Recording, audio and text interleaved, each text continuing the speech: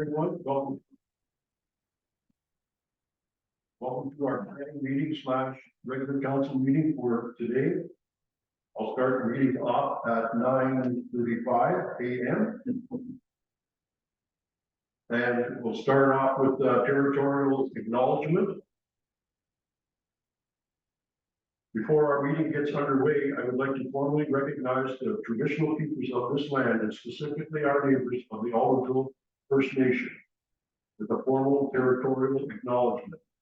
We respectively acknowledge the township of Algonquin is located on the Mississauga Ashanindic territory and is the traditional territory of the Mississaugan Ashanindic. The township of Algonquin respectively acknowledges that the Mississauga Nation are the collective stewards and caretakers of these lands and waters for perpetuity, and that they continue to maintain this responsibility to ensure their health and the integrity of for generations to come. Before we get on to the formal part, I'll just mention that the procedural bylaw identifies how and when members of the public may take part in a council meeting. Regular council meetings are open to the public and they are encouraged to attend. To speak at a regular meeting, a request for a delegation form must be submitted to the clerk. These forms are available on our website. Public meetings are open to the public. They allow members of the public to address council without the need to pre-register their request. An example of a public meeting is our planning meeting today, where land use planning applications are reviewed and council seeks input from the public. Closed sessions may occur during a council meeting to discuss confidential matters as identified in the Municipal Act, Section 239. Members of the public are not permitted to attend these meetings.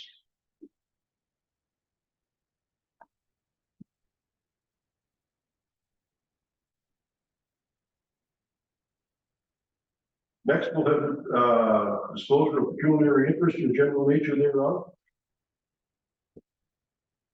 Seeing none, I will mention today, just so if anybody's wondering, Councillor Bluth's computer is not available today, so he is here, but he will not appear on the screens. But I'll make sure he makes a few motions and et cetera, so we all know that he's here. Item 4.1, agenda for Tuesday, November 28, 2023.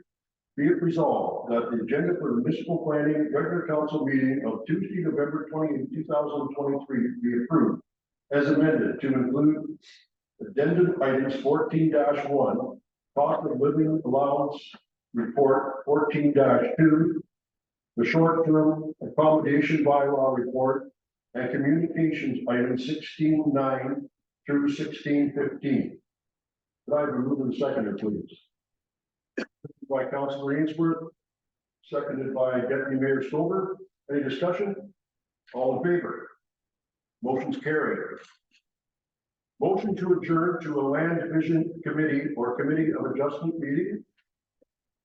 Be it resolved that the council of the township of Algonquin, being a land division committee or committee of adjustments, adjourn to the land division committee meeting of adjustment meeting for the purpose of hearing consent applications at 9:39 a.m.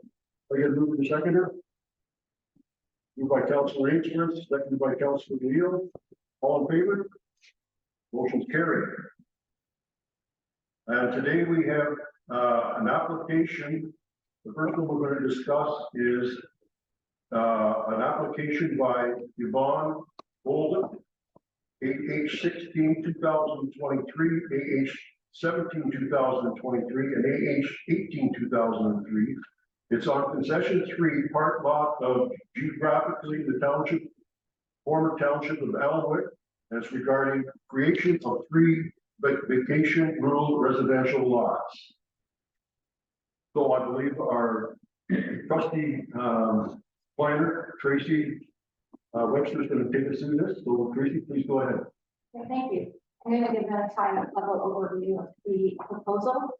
Yvonne Golden submitted 3 applications for 3 0.4 hectare lots at 163 Ingham Road, which is east of Share Point Road and west of Rice Lake and White Island.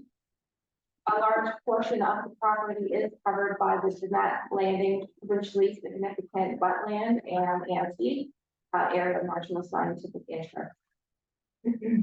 The lands where the proposed lots are located are designated rural in both the county and the Alderman official plan. The provincial policy statement and the growth plan support residential lot creation on lands that are designated rural. The lots have frontage on Ingham Road, which is a year-round maintained road. The lots are large enough to accommodate private services. Neither Public Works or Northumberland County Septic Inspection Services had objections with the proposed services.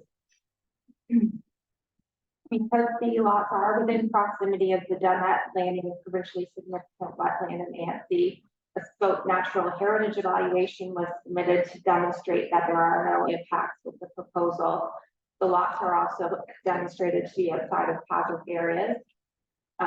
With the submission of the study and the conformity with the policies for rural lot creation, the proposal does conform with the PPS, the growth plan, the county official plan, and the Alderman official plan.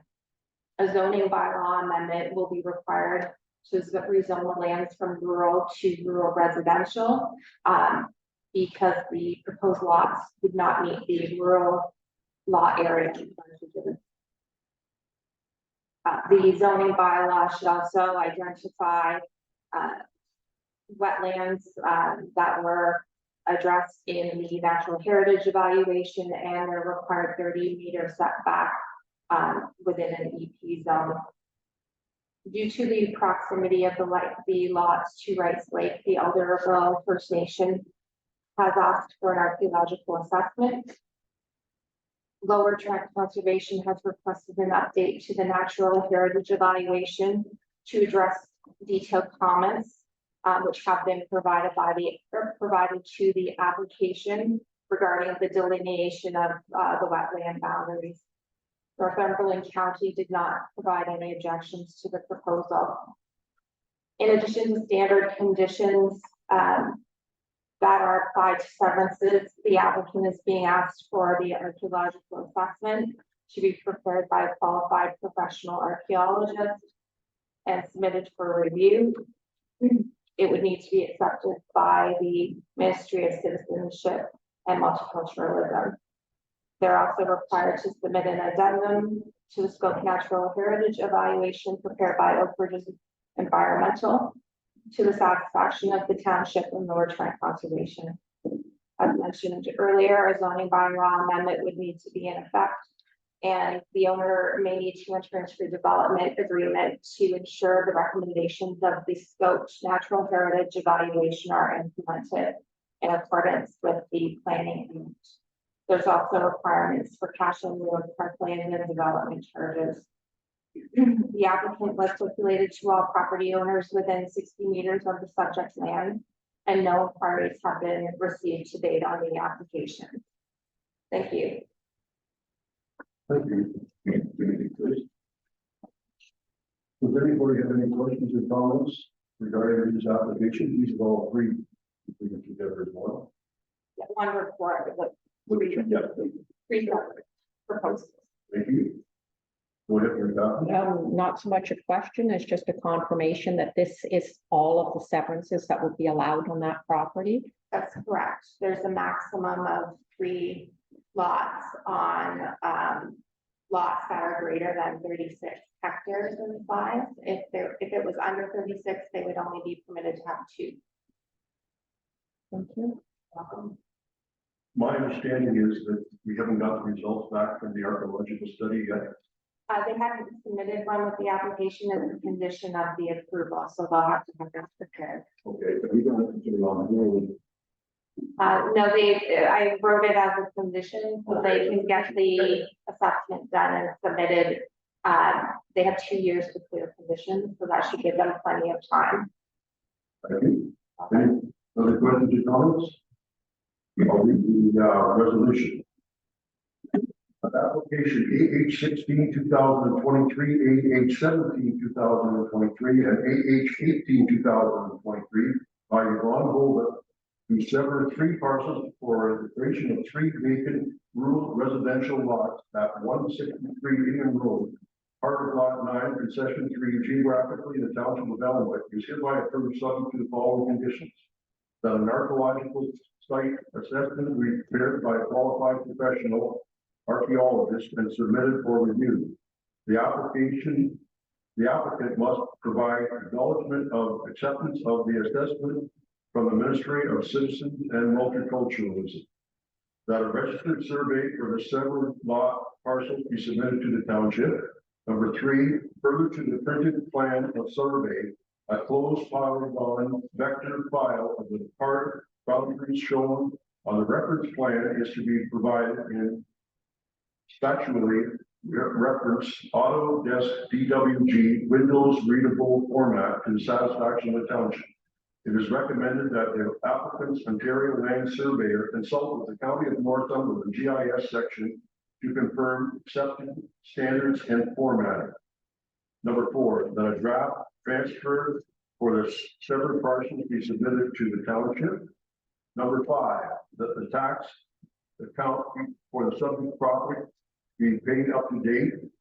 That number 6, that the $11,813.38 development charge for the severed lot to be paid to the township of Allen. That the $1,500 cash in lieu of park land fee will be paid for the township of Allen. Number 8, that an addendum to the scope natural heritage evaluation prepared by the Oak Ridge Environmental Limited dated August 2023 be submitted to the satisfaction of the township of Allen and Lower Trent Conservation. Number 9, that a zoning bylaw amendment be in effect for the severed and retained parcels pursuant to the Planning Act. And number 10, that the owner enter into a development agreement with the township of Allen to ensure that the recommendations of the scope natural heritage evaluation are implemented in accordance with section 53-12 and 51-226 of the Planning Act. Did I get a mover and second? Moved by Deputy Mayor Stover, seconded by Councilor Ainsworth. Does anybody have any further questions or comments? Seeing none, all in favor? Motion is carried.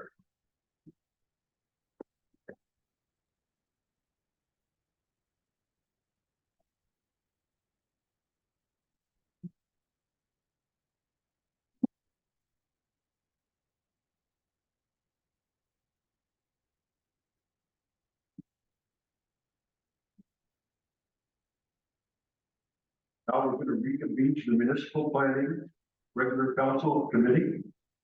Be it resolved, the Council of the Township of Allen being the Land Division Committee of Adjustment reconvened to the Municipal Planning Regular Council meeting at 9:48 a.m. 9:40. Yeah. I can move to second.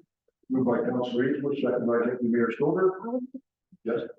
Should we have asked if there was public comment on that last one before we close? That's what I'm wondering if you should. You should? Yeah. Before we close off on that, is there any members of the public who wish to make a comment on the application by the former one by Mr. or Miss Yvonne? Being no comments from the members of the public, we'll move along. And we're going to 7-1 now. Reconvening to the Municipal Planning Regular Council meeting. Be resolved, the Council of the Township of Allen being the Land Division Committee or Committee of Adjustments, reconvene to the Municipal Planning Regular Council meeting at 9:49. Mover and seconder. Moved by Councilor Ainsworth and seconded by Councilor Booth. All in favor? Motion carried.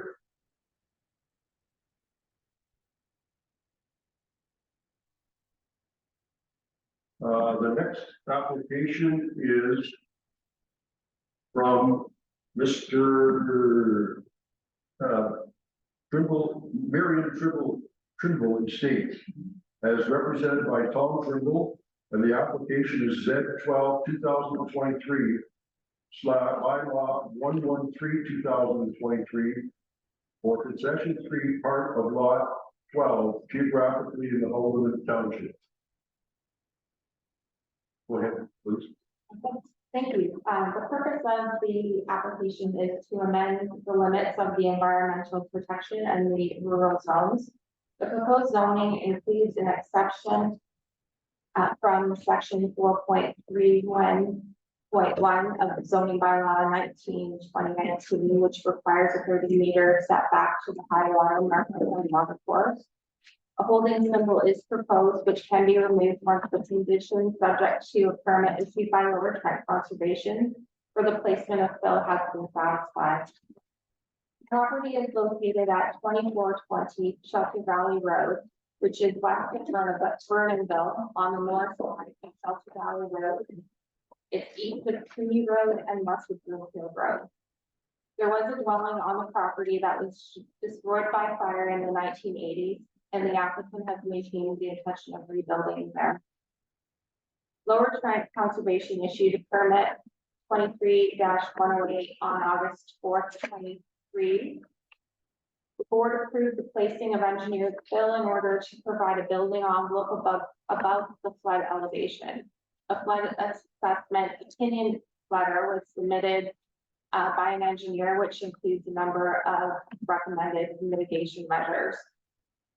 Section 5.12.3 of the Almost Haldeman official plan indicates that the boundaries of the environmental protection designation are approximate, and it is the intent for the precise locations to be delineated in the implementing zoning bylaw or at the time of the submission of a development application.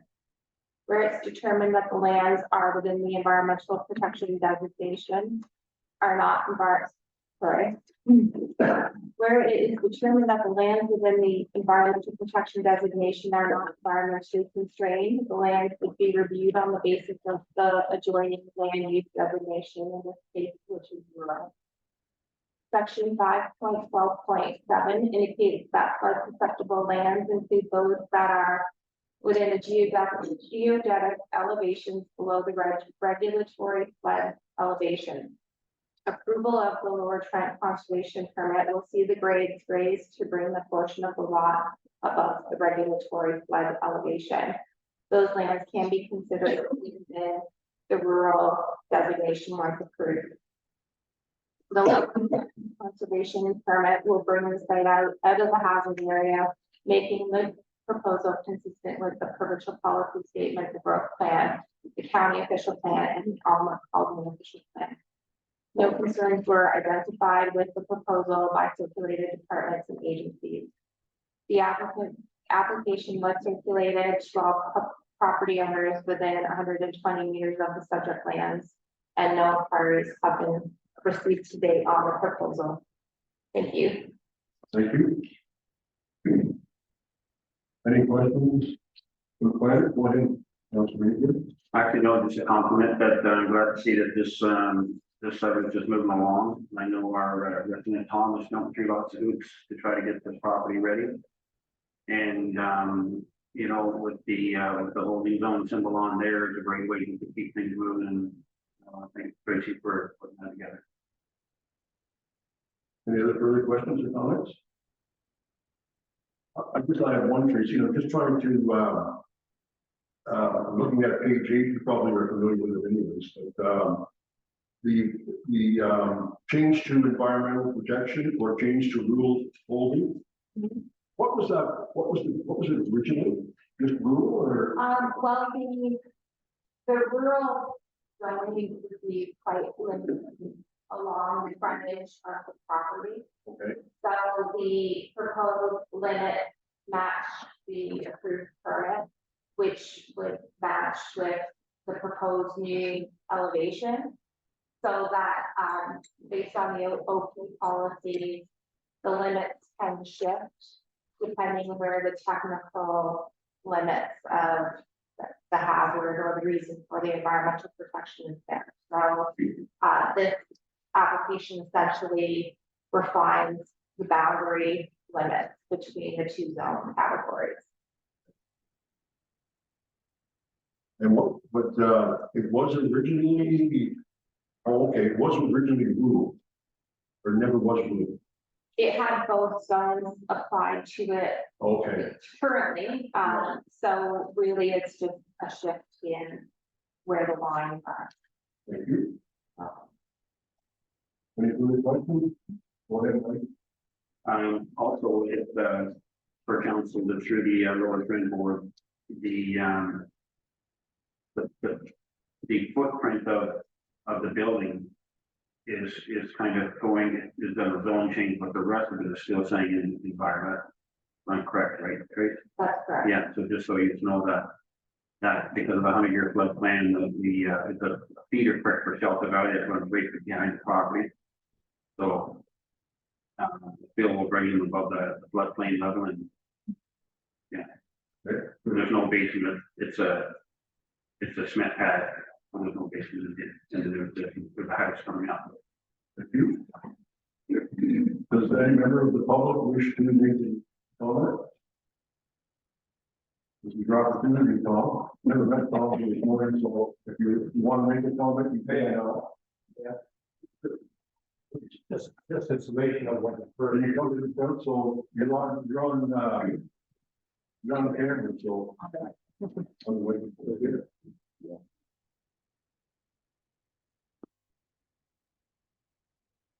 And it's Tom Cromwell. I just wanted to make a comment, it's basically in summary to what I heard from on the whole presentation and the questions and the answers to those questions, and they are substantially correct. I just wanted to make sure that that's on record as well from me. But also, in addition to that, I want to thank the planning committee for looking into this matter and helping me out with the situation this morning. But there is nothing further for me to add that would shed any more light than what you have already. Thank you, Mr. Frizzle. I appreciate your comments. Thank you. I'm going to read the resolution. Be resolved that application Z-12-2023 to amend the zoning on a parcel of land owned by the Marion Trimble Estate, legally described as part of Lot 12, Concession 3, geographically in the township of Oldham, to amend the limit of the environmental protection EP zone and rural RU zone boundaries, and to add site-specific exception zones in holding zone symbol ARU 153H zone in the township of Allen and Coleman, bylaw 19/2019 as amended be approved. And further, be resolved that council pass a bylaw at this meeting. Do I get a legal seconder? Moved by Councilor Ainsworth, second by Councilor O'Neill. Further discussion? All in favor? That motion is carried. Next, we're going to move on to another planning report. And this is a report prepared by our planners, senior planner, Tracy Webster. That's regarding the Grafton Heights subdivision agreement. Tracy, you have the floor. Thank you. So the Grafton Heights subdivision was originally approved in June of, or originally submitted in June of 2014. And it had been granted draft approval by the county in April of 2019 for 40 single detached units, a condominium, common element road, and open space and a stormwater management pond. The draft plan of condominium road was to address comments from the Ministry of Transportation. An extension to the draft approval was granted on November 9th of 2021, which will expire in May of next year. Through the detailed design review, the MTO has changed their position on common element road and have accepted a public street. So that is a minor change that the county can address through the final approval of the subdivision. Planning staff has drafted a subdivision agreement, which is currently with the municipal solicitor and the municipal peer review engineer for review. Once the edits come back and it's drafted in its final version, it'll be sent to the applicant for concurrence. And then it can be registered. There's a detailed design review that's been ongoing and is nearing completion. The county staff had some turnover, so they've been finalizing their review of the drawings. Once the agreement is registered, we would be in a position to clear the conditions of draft approval for the county for them to be able to finalize the registration of the plan of subdivision. The conditions, among other things, require for the conveyance of easements of the lands identified within the agreement. So there's a stormwater management pond block. There's some road widenings and lands for turning circle at the end of the road that would connect to the lands to the north. There's a requirement for security for the top of the work. The applicant or the developer will also be able to be required to pay cash in lieu of parkland, which is at a rate of 5% of the value of the land the day before draft approval occurred. And they are currently finalizing an appraisal that will determine the value of the land, and they'll have to give us confirmation of insurance on the site. We added a paragraph that indicates that any of the works that have been undertaken prior to approval are at the sole risk of the owner. And so that's kind of a high level overview of where we're at with the subdivision, and the agreement was attached to the report. Thank you. Tracy, any questions? Okay, I'm going to start with Deputy Mayor. To be my level to Tracy. When you're talking about the value of the parkland, what amount of land are you talking about that when you comes the price? Are you talking about like a lot, or are you talking about the whole development? 5% of the developable area, like if there was any land that were open space. Usually, solution is by developable. In some cases, a development would have land available for a park if it made sense for the park in that location, and you take 5% of that land area. So in this case, because they're a part of the plan, they need to give up 5% of the total fees. So the appraisal will determine the value. So, would you be talking an acre, or could you define it? I can just wait and see what comes down. I can get back to you on that area, but yeah, it would be 5% of the developable area. So I can have a look at the plan and send you an email after. You're welcome. Yeah, thank you very much. More than a comment than anything, I would just ask that we hopefully have learned some of the things that from our developer, from Glenn's back and Antrim. And because just before we take it over, they're responsible for the roads, because people start moving into here before it's all done. And if that area down there, I had many complaints that it wasn't looked after while they were moving in and while the other houses were being done with drainage ditches, garbage blowing around, roads not getting plowed properly in the winter time before we take them over. So I would just say as a council, if we can, and staff kind of learn from that and make sure that that's kind of covered in this agreement. Go ahead, Dave. Thanks, Mayor Logan. Through you, I just like a comment. Councilor Ainsworth, in a meeting with Tracy and I, that's already been taken care of.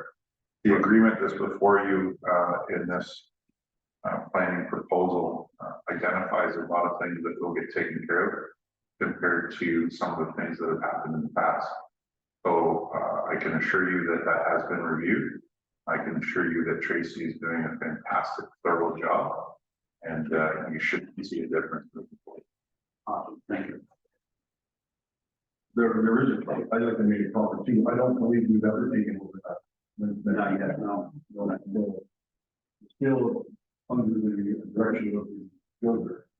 And I just had a couple of comments regarding that, maybe a little bit more specific. The street lights were an issue. And the fact that some of the lights have been working at Glenn's Adventure, some of them have been not hooked up, and people are, concerned about not having their lights hooked on when other people do. And I'd like to also make a comment, 25% of, we can take over the roads once 25% of the houses are built. That's unusual, a little bit unusual. I think it's unusual. It's unusual as compared to Grafton Heights, because I don't know what they were, but they were not nearly that many houses taken over. I don't think it'd be a problem, but it could make take over the road sooner. Right. Well, I think that, that section has other caveats involved with it, like that would be the earliest I think that it can happen, but I think they also need to satisfy the technical requirements as well. That's true. So it'd be silent. Yes, that is true. And the waste collection was another thing, and I know that's done with the county. But we still haven't taken over that. We still haven't taken over the looking after the roads, etc. But we are already all head for about a year taking over the waste collection. And we don't have a problem with that, but it's just that it's not clear as to when they take that over. We should take it over as soon as we can, actually. As soon as the safety go up and down those. But anyway, those are my comments. Mayor Cappy, you have a comment?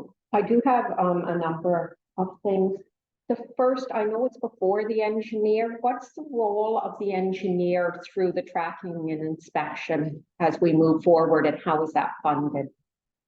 So the municipality retains a peer reviewed consultant that reviews the detailed design, and then the agreement lays out the duties that the applicant's engineer is supposed to uphold, and then what deliverables they're supposed to provide to the municipal peer review consultant.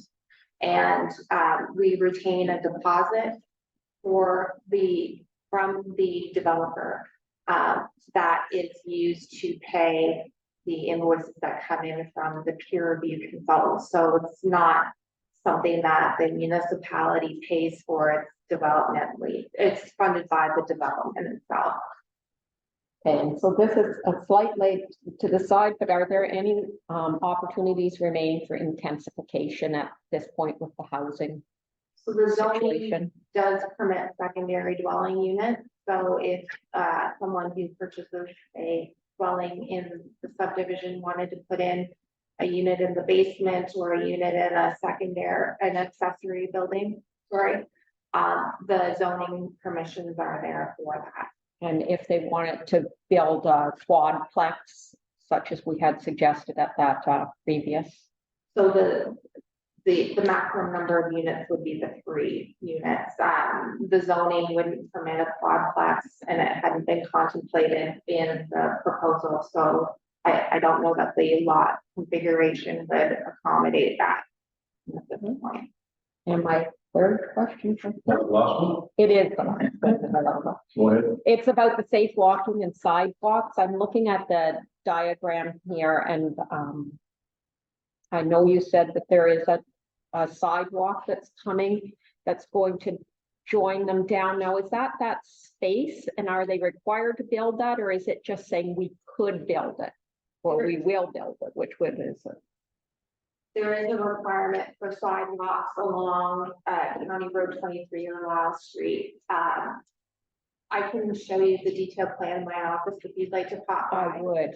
But it is on the west side. There's quite a grade elevation there, but there is the sidewalk is separated by a ditch. between Lyle Street and where the sidewalk is, so there's a good buffer between where the road is and where the sidewalk is. And there's a sidewalk that will run on the south side of the proposed street that runs east-west. And then the boulevard of the street are wider than the road would require, so there's enough boulevard area for pedestrian passage on this is called Street B at the moment, that leads around. So it's contemplated to provide pedestrian accessibility as well. Any other questions? Go ahead. For your worship, Tracy, just two questions. It talks about under section 62, the streets shall be named to the satisfaction of the municipality. Have they been named yet? Am I reading it right? That says Ridgeline Drive, is that? I believe so, yeah. If there's any concern with that, No, because I have a small drawing, I can't see it. And there's the other one called Vista View Terrace. That's what it is? yeah, I believe that too. Okay, good, thank you. And I guess one other question, when this first came to council, last council, they talked about these roads were gonna be, originally it was a private road, so it wasn't gonna be paid or wasn't going to be plowed and maintained by the township. So when they went back, now that we're gonna be responsible for them, did they widen the roads in any way to make sure these roadways in there, they're not like those roadways where you see where it's like 3/4 of the road? They regular. They're regular with roads with the extra. Okay, thank you. And then you said that there's a turnaround, I guess that's for the plow and that, right? You talked about in the north end? That's right. The street B, because actually when I was explaining sidewalk, I was looking at the wrong drawing. But again, the street will have this part on each of these blocks to accommodate turnaround at the north end. Okay, thank you. You're welcome. I'll read the resolution. Be resolved, the mayor and clerk be authorized to enter into a subdivision agreement in accordance with section 51-26 of the Planning Act upon completion of the review of the draft subdivision agreement by the municipal solicitor, the municipal engineer, the senior planner, and the applicant, and further be it resolved that a bylaw be passed at this meeting.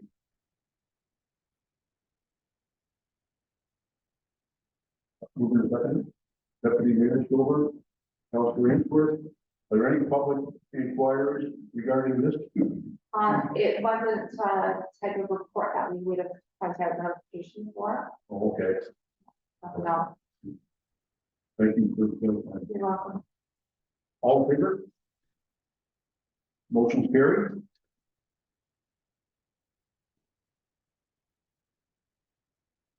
Next, we're going to move on to the planning bylaws. And the first one is bylaw number 1132023. Being a bylaw, be resolved that bylaw number 1132023, being a bylaw to amend the comprehensive zoning bylaw number 19, 2019, as amended of the Township of Allen or Marion Trumbull Estates, Concession 3, part of Lot 12, geographically in Holden, be read and deemed to be passed this 28th day of November 2023. Mover and seconder. Moved by Councilor Ainsworth, seconded by Councilor Booth. Any questions? All in favor? Motion carried.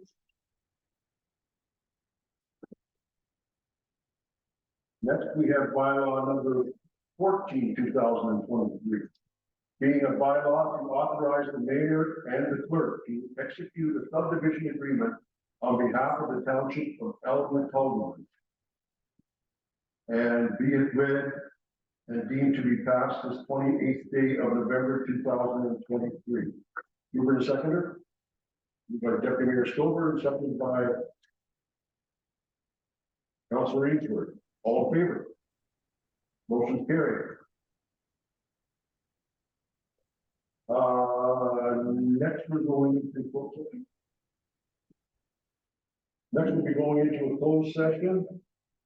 That the council of the Township of Allen will recess to a closed session under section 239(2) to consider 4 items. The first one is the personal matters about an identifiable individual including a municipal or local board employees regarding staff. The second one is for litigation and potential litigation, including matters before administrative tribunals affecting municipal or local boards regarding a crown corporation. And third, a position, this is item K, a position, plan, or procedure critical criteria or instruction to be applied to any negotiations carried on or to be carried on by or on behalf of municipal or local board regarding township infrastructure, and that the acting CAO / fire chief, CEMC, the clerk, the human resources and payroll coordinator, and the administrative assistant in the building and planning departments be allowed to remain in attendance. And that will be done at 10:16 a.m. So I get to move the seconder. Moved by Council Blue, second by Council Ainsworth, and we have any idea of the one.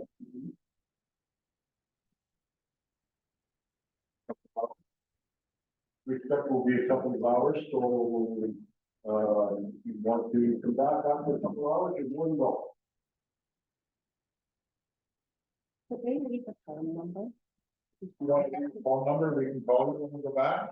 Secretary Slipchuk, would you like a phone call when we're ready to go back? Yes. Downstairs. Okay. We're probably going to be a couple hours. Did you want a phone call? We can call you when we go back, or when we're going to go back. Okay. If you leave us your phone number, we can call you then.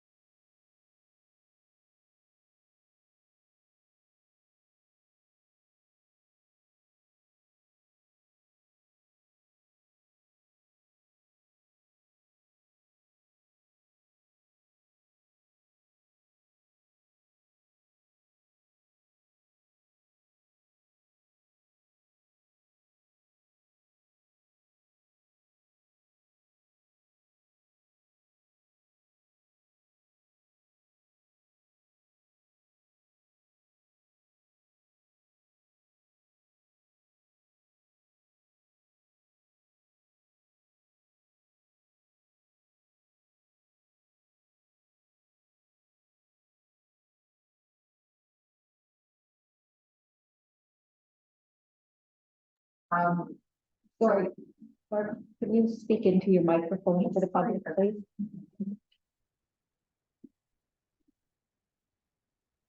This was a resolution that was moved and seconded in the closed session that was just completed by council, and it's now in open.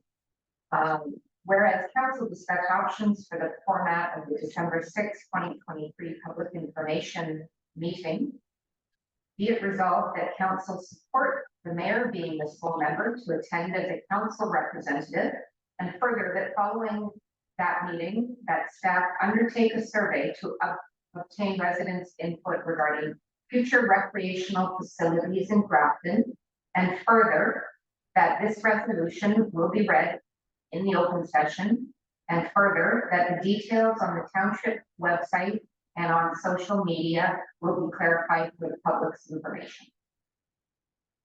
Mover and seconder. Moved by Councilor Ainsworth and seconded by Deputy Mayor Stover. All in favor? Motion carried. And, last one we'll do is, take a recess. If I can get a motion to recess until from 12:30 to 12:25 to 1 o'clock. Would somebody make that motion? Moved by Deputy Mayor Stover, seconded by Councilor O'Neill. Further discussion, all in favor? Carried. Thank you, we'll see you back in 35 minutes.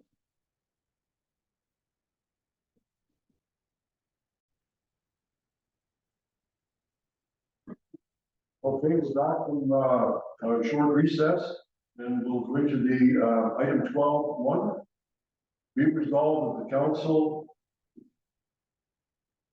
Be it resolved that the regular council session minutes of June 20th, 2023 be approved. And move the second to that, please, moved by Deputy Mayor Stover and seconded by Councilor Booth. Any questions or comments? Go ahead, Rick. Just wondering, it said in there we were going to get at some point, some information on how the Aggregate Resources Act applies to our municipality. Oops, sorry, I'm gonna have to repeat that, Ernie. It was, do we have any further information on how the Aggregate Resources Act applies to our municipality? Probably a pretty very wide open subject to, I'm not sure exactly what we were looking for, remember? Sorry, I'd have to open the minutes and I'm in the process of doing so.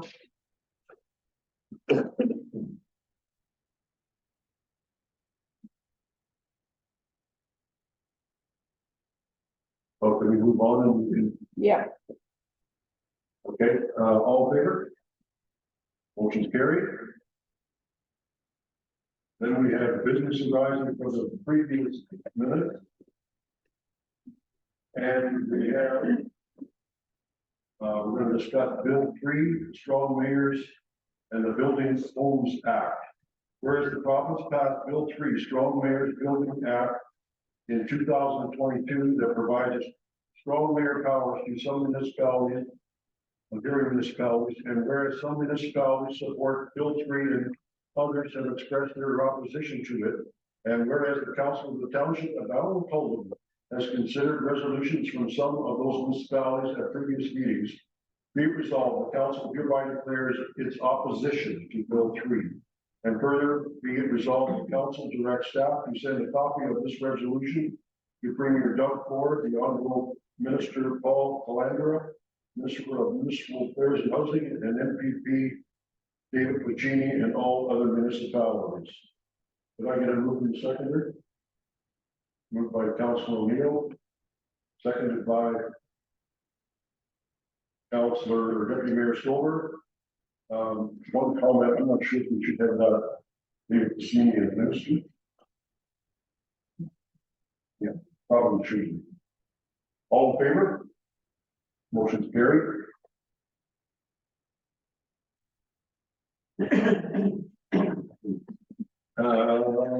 Next, we have the cost of a living allowance total report.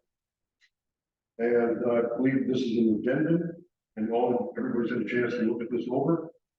I'll read the resolution, and we can discuss it as required. Whereas the Council of the Township of Allen considered the 2024 cost of living allowance total report from payroll and HR coordinator Aaron Andrus, dated November 28, 2023. Be it resolved, the council support the recommendations, and further be it resolved, the council directs staff to amend the pay administration policy RHR 30 Ontario Section 7-1 paragraph E to read cost of living adjustment. The township of Allen shall include a cost of living adjustment COLA effective January 1st of each year, and it shall be calculated using the consumer price CPI. For the annual increase, the CPI yearly inflation rate from October of the current year is to be used for the effective date in the next year. The total amount shall never be negative. The total will be recapped at 5%. The CPI yearly inflation rate from October of the current year is over 5%. the remaining percentage will be carried forward in advance. For example, if the CPI yearly inflation rate in October is 5.2, the carry over would be 2%, 0.2% to be added to the COLA bank. Any additional above the 5% COLA will continue to be banked and carried forward annually. The COLA bank can be drawn on in any year where the CPI is below 5%. To bring COLA to a maximum of 5% that year. For example, if the CPI yearly percentage in October is 0.4 and there is 4.0 in the bank, 4.0 can be drawn to give a 4.4 COLA increase, leaving 0.0 in the bank to be carried forward. Annual COLA increases shall be brought to council for final approval.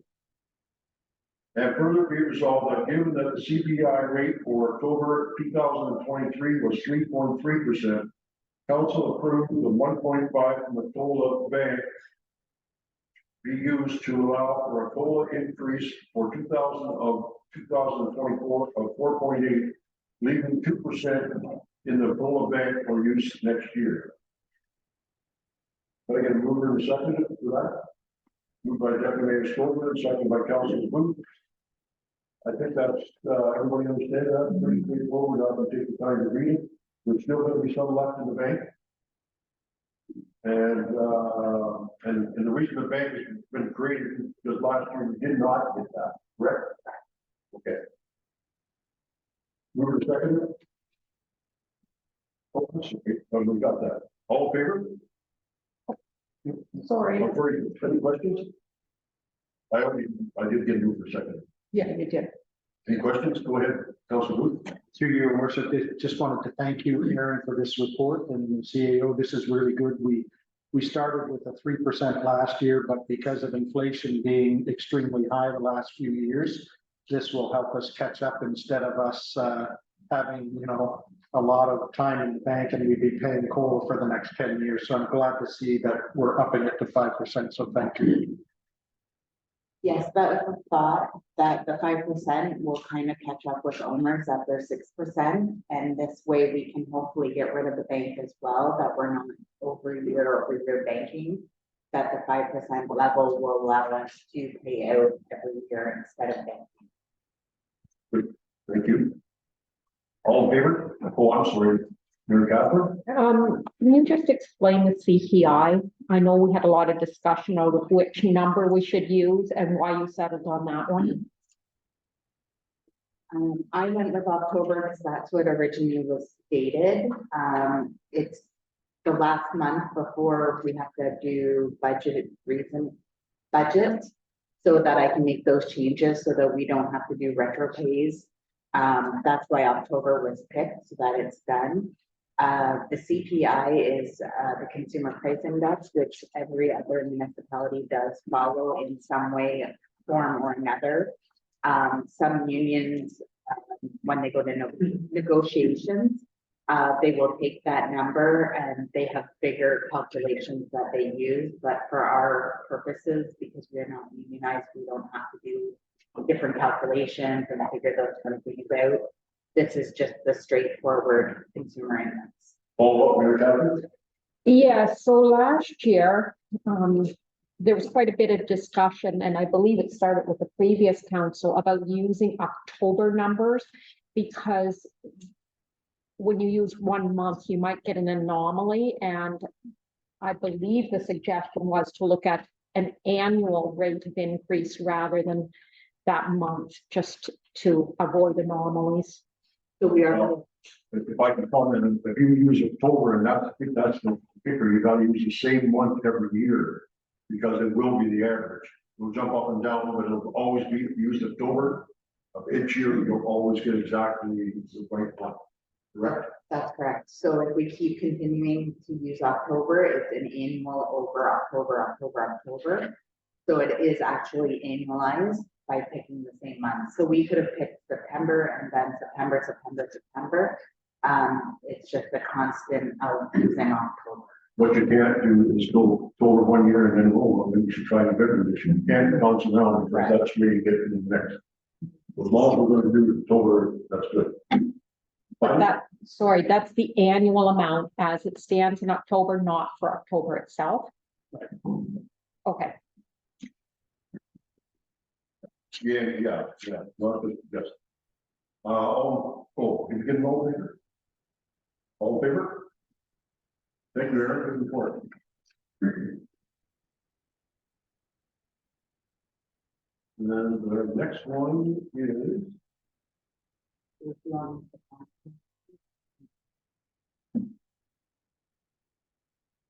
Iron and Metal.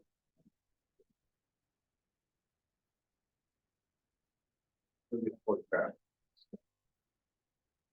Okay, our next one is,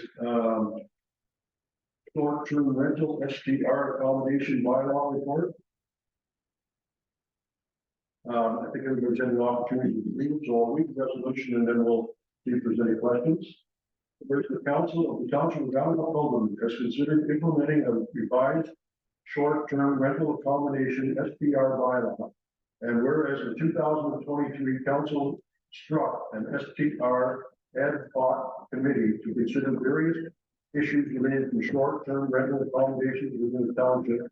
And whereas the STR ad hoc committee membership consisted of 2 council members as well as representatives from the public and staff. And whereas council considered a report from township planner Jennifer Kern in the spring of 2023 with her response to the recommendations from the STR ad hoc committee.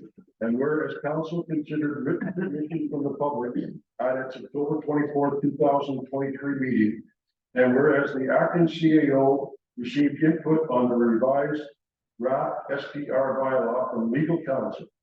Be it resolved that council considered the short-term rental accommodations bylaw included on the November 28, 2023 meeting agenda and approved it as this meeting, noting that it will become into effect on April the 1st, 2024. Did I get a move in the second? Moved by Councilor Ainsworth. Second by Deputy Mayor Stoller. Are there any questions or comments? Being done?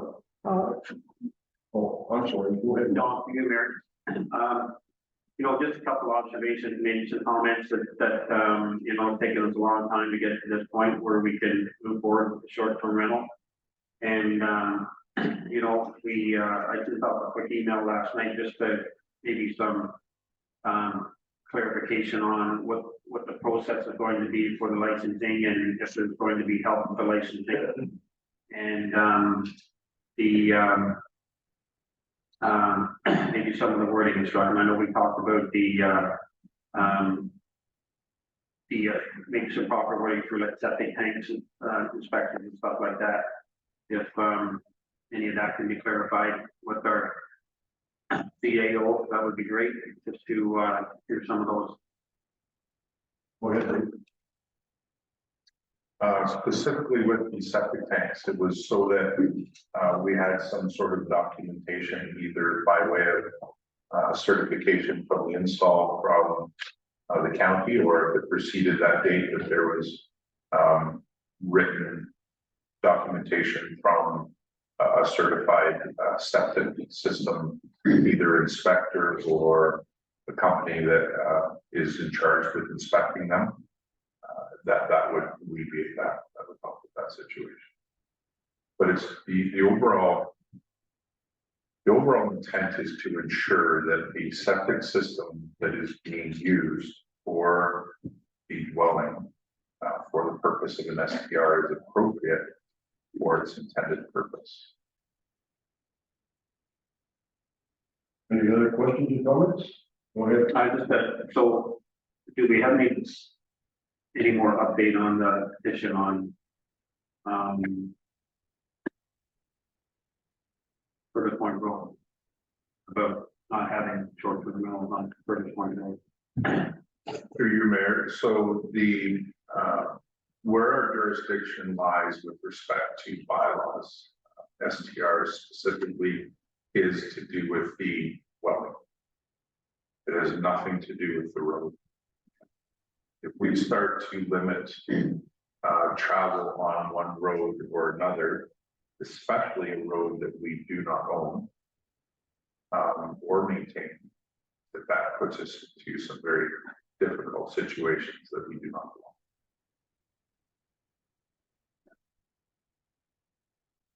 Further questions or comments? Okay, go ahead, Deputy Mayor. To your global, to our chief administration officer and to the and all involved, that it's nice to get it to this point so we can move forward to the next step. So I'd like to thank you all for reading through it.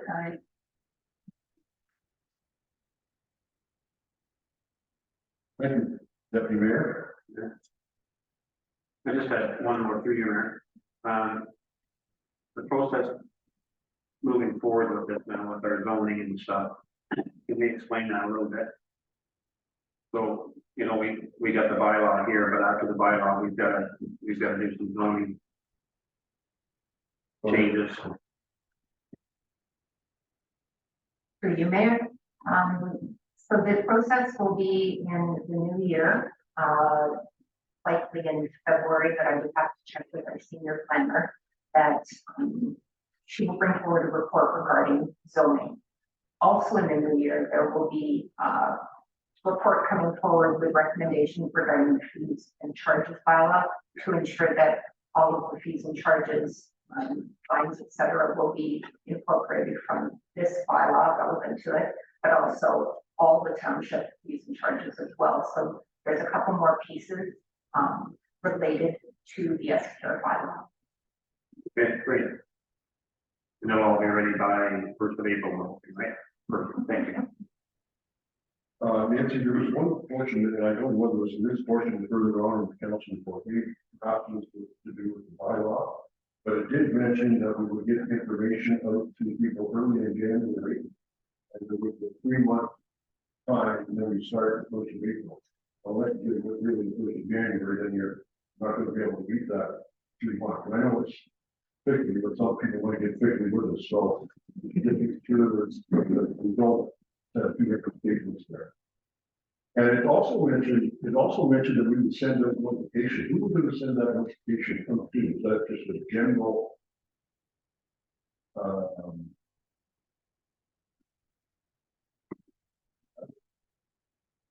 Sure, Mayor Rowe, the correct answer is that it has to go to every resident also. So the appropriate notification will more than likely just go out by mail. If we can send it out within the tax forms envelope, we will definitely do that. If not, it'll have to be a separate mailing list, but everybody has we have a responsibility to get one. Okay, I just wanted to be sure it was done. Thank you.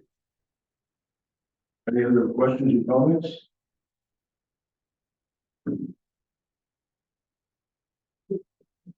All in favor? Motion carried.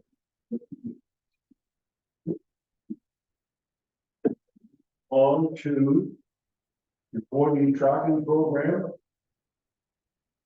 Report, whereas the council of the township of Alma received the acting CAO report, employee time tracking program. Be it resolved, the council approved the acting CAO's recommendation that staff use a virtual program called Pocket. An effective time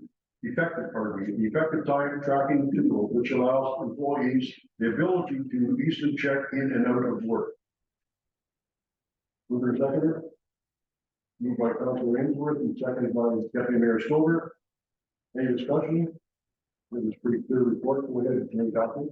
I just want to note in the financial impact that it doesn't mention the potential savings to staff time because the current system of paper time sheets is time consuming. So this should actually help in that way for staff time. Good point. All in favor? Motion carried.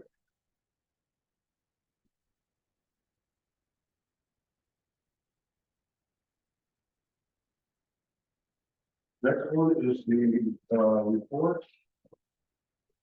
And we have reports from the Grafton Communal Water Community Committee meeting minutes of September 13th.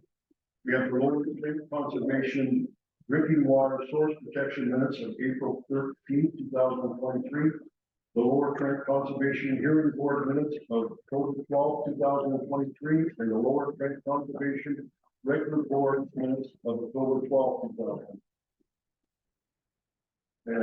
So the council, the township down the hall, received the drafted Municipal Water Committee, the Lower Trent Conservation Drinking Water Source Protection, the Lower Trent Conservation Hearing Board, and the Lower Trent Conservation Regular Board meeting minutes for information. I can move it seconded. Moved by Councilor Ainsworth, seconded by Councilor O'Neill. While stop for the read, any comments? Go ahead, Mike. Yeah, just some comments on the recommendations. I wondered where we were with it. But maybe the one I wrote down here was 5.1. Pertaining to the water tower. Okay. I just, there was a few on that,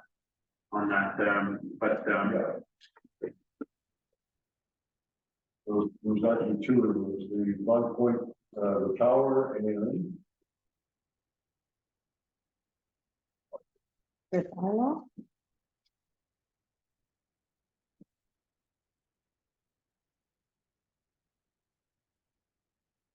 yeah, the study of the water, see if we, probably do better. So this is sort of like the water. Model. Well, that one was cleared up. That was A, but B and C were the other ones. Okay. There was a policy or something on it. Anyways, you want to mention the first one? well, the first one is where the council considered draft communal water recommendation for the cost of water modeling study. I thought, we talked about that and these studies cost a lot of money, whether we would need to do it or not. I think the council had already approved that. We did it. Yeah. Okay. And the other one, go ahead. Yeah, just to confirm, so Councilor Ainsworth, when this meeting was held, we weren't sure, but Nicole had told us that we had approved it already in budget. And it is something that was necessary. I know it went back and forth or whatever, but they said with all the new development happening and everything, if we didn't have that, we'd be liable for, if people don't get enough water and that. So that was approved already, and I think staff is working on it. And the other two issues, Mike, that was brought up in the water committee is looking at, so that council doesn't have to, is we're looking at the water bylaws. So way back in the day in 1984, I believe it was, John, is that when the water system went in? You and Joan would know because you were there back then that there was bylaws set out. So we're looking at the committee of going over the bylaws, and then we will come back to council with what we are suggesting to keep them up to date. Talks about whether people are hooked up to the system, whether they pay, whether they don't, and everything. So we're going to bring that up to date, and then we're looking at the presentation that Dave did as the fire chief, talking about in the future of having a water tower that would get away from using the pumps for fire service, right? Because they rely heavily on the pumps. So both things the water committee is looking at, and me and Joan will bring it back with a report. As well. This is in the future as far as it's not a water tower, it's a water. I can't think of the name of it, but it's not the raised one. It's It's almost tower like just a cylinder thing. It's not the big tower that. and that is quite costly. So this is just a wish list. Okay, thank you. Something I'll consider. Yeah. Any further discussion? All in favor? Harry? I just see it as, if I'm an elevated water tower. Elevated water.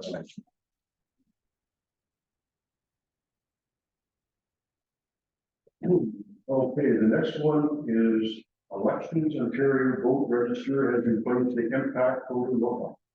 The township will receive the information from Elections Ontario regarding voter registration changes. Move to the second. Moved by Deputy Mayor Stover, seconded by Councilor O'Neill. Any discussions? I did try to look that up, but it's not working until January.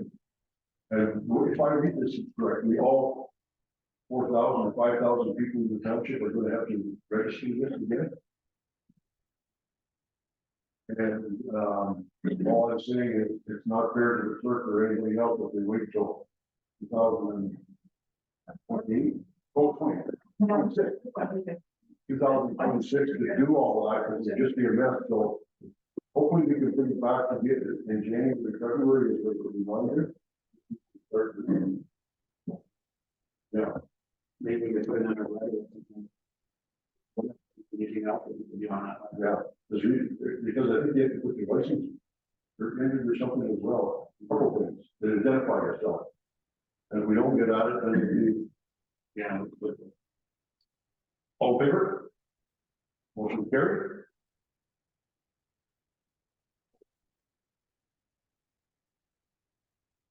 Next, we have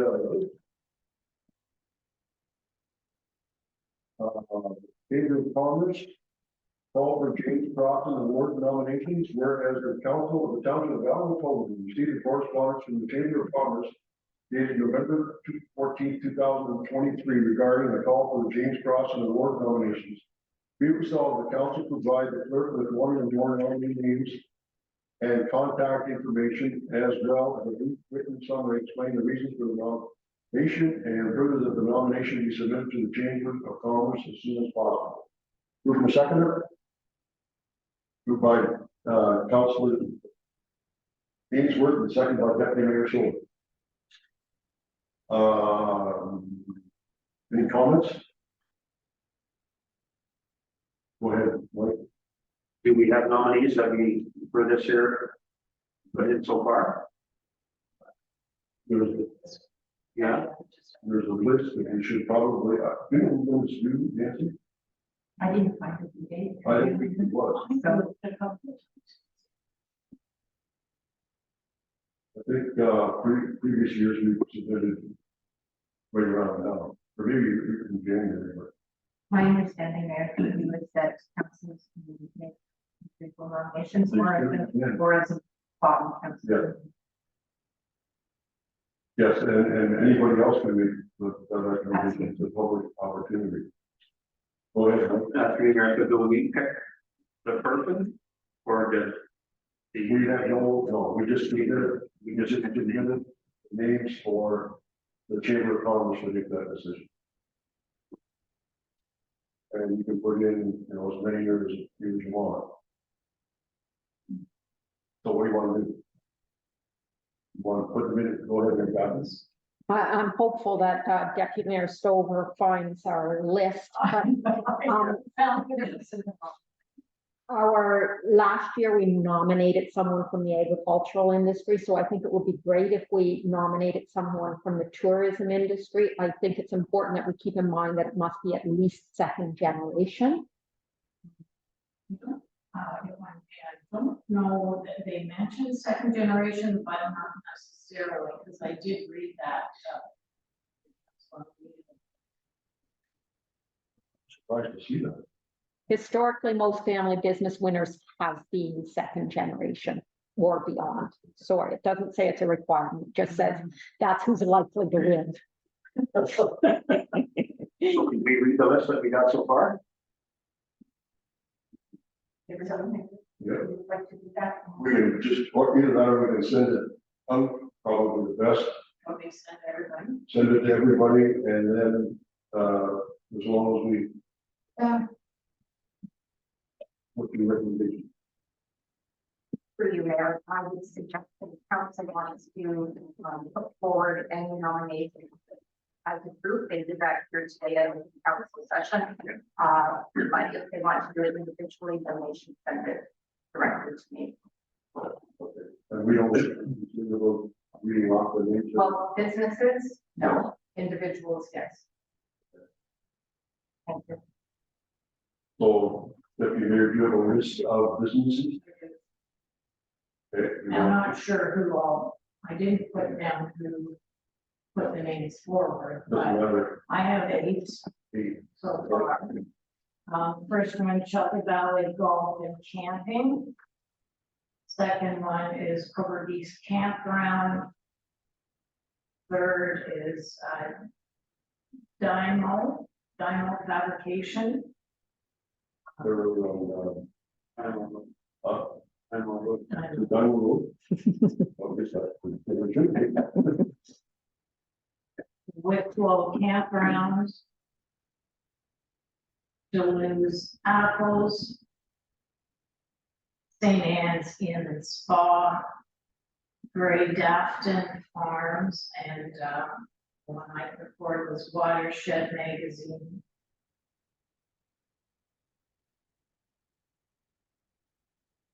Any comments on those groups?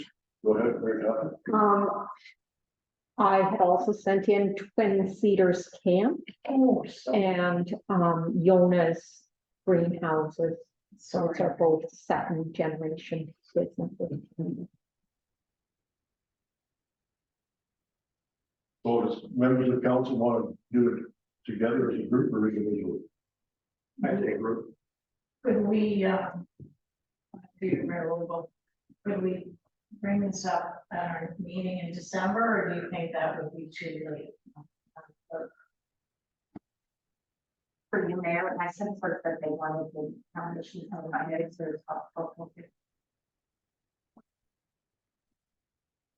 Well, we want to. You have a name that somebody wants to pick up? Go ahead. I was wondering about Watershed Magazine. They had their 25th anniversary last This, year. fall. No, this summer. Oh, the summer, right?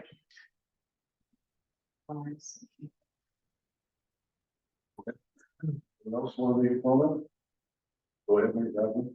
I mean, I love that magazine. It's fantastic, but again, it's telling us here that they've selected people second generation and have been serving the community for several decades. So, my temptation again is to look at one of the camps that has been here for multiple generations, and I don't know if we could. Ideally, we could have found out when all of these camps became and resorts came to be part of the community. You and Mayor, so, you know, Shelter Valley Park is in, the second generation. The kids were running it. You know, since Steve was deceased, his wife was, and her daughter were running it. And these Sawyers probably took over that park. I was probably around 12 or 13 years old. Right around 70, 71, somewhere around there. And correct me if I'm wrong, but I think Steve's father Yeah, had it first. yeah, And passed it on, and Danielle or whatever is yeah, heavily involved in it now. yeah, no, exactly. And it's quite a destination for this municipality. As far as camping, and then that golf course is like second to none in Ontario. Go ahead. I would concur with that, and I would add to it that out of all the people on our list of nominations, they are the ones that have given back the most to support other groups through their charity golf tournaments that they host there and those types of things. And I asked, Mike and she know most of it needs the bear company for Anthony, because of just the short stuff.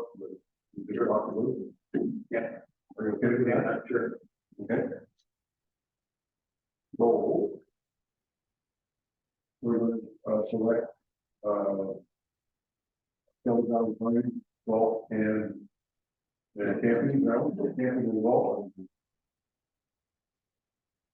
And that Mike and Mary Catherine will prepare something for the first to, and it doesn't have to be detail, but something for you to work with.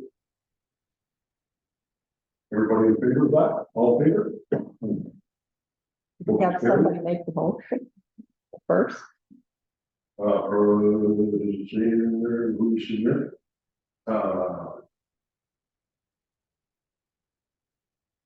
No, I guess we should put in said the council has selected Back to whatever I just said. Yeah. So we'll add that to the resolution. And that's okay with everybody? Want me to read it again?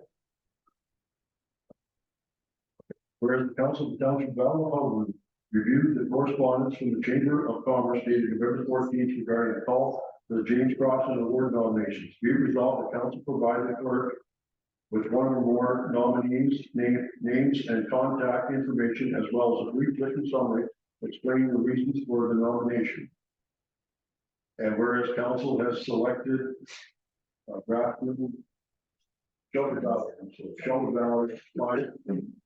Vulcan, and camping facility, whatever.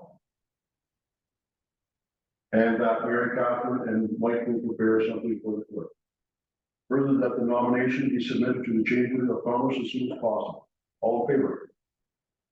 Motion carried. Thank you. International. International, somebody open to that? Back to Oregon. Program at the Coburg Collegiate Institute. And the Council of the Township of Allen will call upon direct staff to send a letter to Coburg Collegiate Institute and to the Port Pine Ridge District School Board in support of maintaining the International Baccalaureate program at this high school. Mover and seconder. Moved by Mike, seconded by Deputy Mayor Stover. Any comments? Go ahead. You know, some students that have gone through this program, it's been an elite, it is an elite program for, people that have got high, students that have high averages, and, I'm just wondering, maybe, through your mail, I know you had, you met with the author of this email. I'm not sure why they're deciding to cancel the program, but is it for lack of enrollment? Through you, Mayor. So what I understand is more of a cost thing. It's about $174,000 a year for the program for the school. What? About $174,000. And I guess how the program goes, and maybe grade 9, grade 10, they kind of get their feet wet with it, and then grade 11 and 12, they kind of hammer them on it to get them ready. And the problem with it now is that if they cancel it this year, so Irina has 4 kids, so her oldest daughter is in it this year, so she can go through it, but her next 3 kids aren't going to be able to. They cancel. So I know where it's coming from with it all, and it does have some success stories with it. And correct me if I'm wrong, but I think it's about 17% involvement rate with it. 17% of the students? Yeah. Oh. If I'm mistaken, but I think that's the number I got. Not all 17 were selected. More successful, yeah. Okay. Go ahead, Rick Gavin. My sense is we should do on to others as they could have them do on to us. So I don't want the school board coming in and telling us how we should be spending our money. So I don't think we should be stepping in and telling the school board how to spend theirs. Good point. I'm not sure if we can do that or not. Yes, we can, but I was thinking the same thing. So, we're gonna move on to Well, I'd just work on others to help them out. Maybe at least it would maybe at least give the Queen enough to maybe relook at it, you know, maybe look for some different avenues for funding and stuff for it. I know the parents do put in about $2,000 a year themselves for it, for each child. So, you know, maybe just to reopen the door for them again. Okay. Any further discussion? All in favor? Opposed? Open.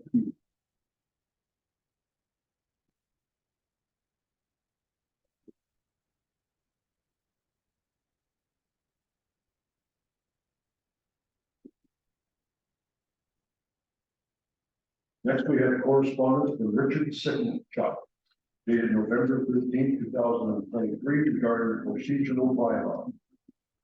I can move in a second or? Please.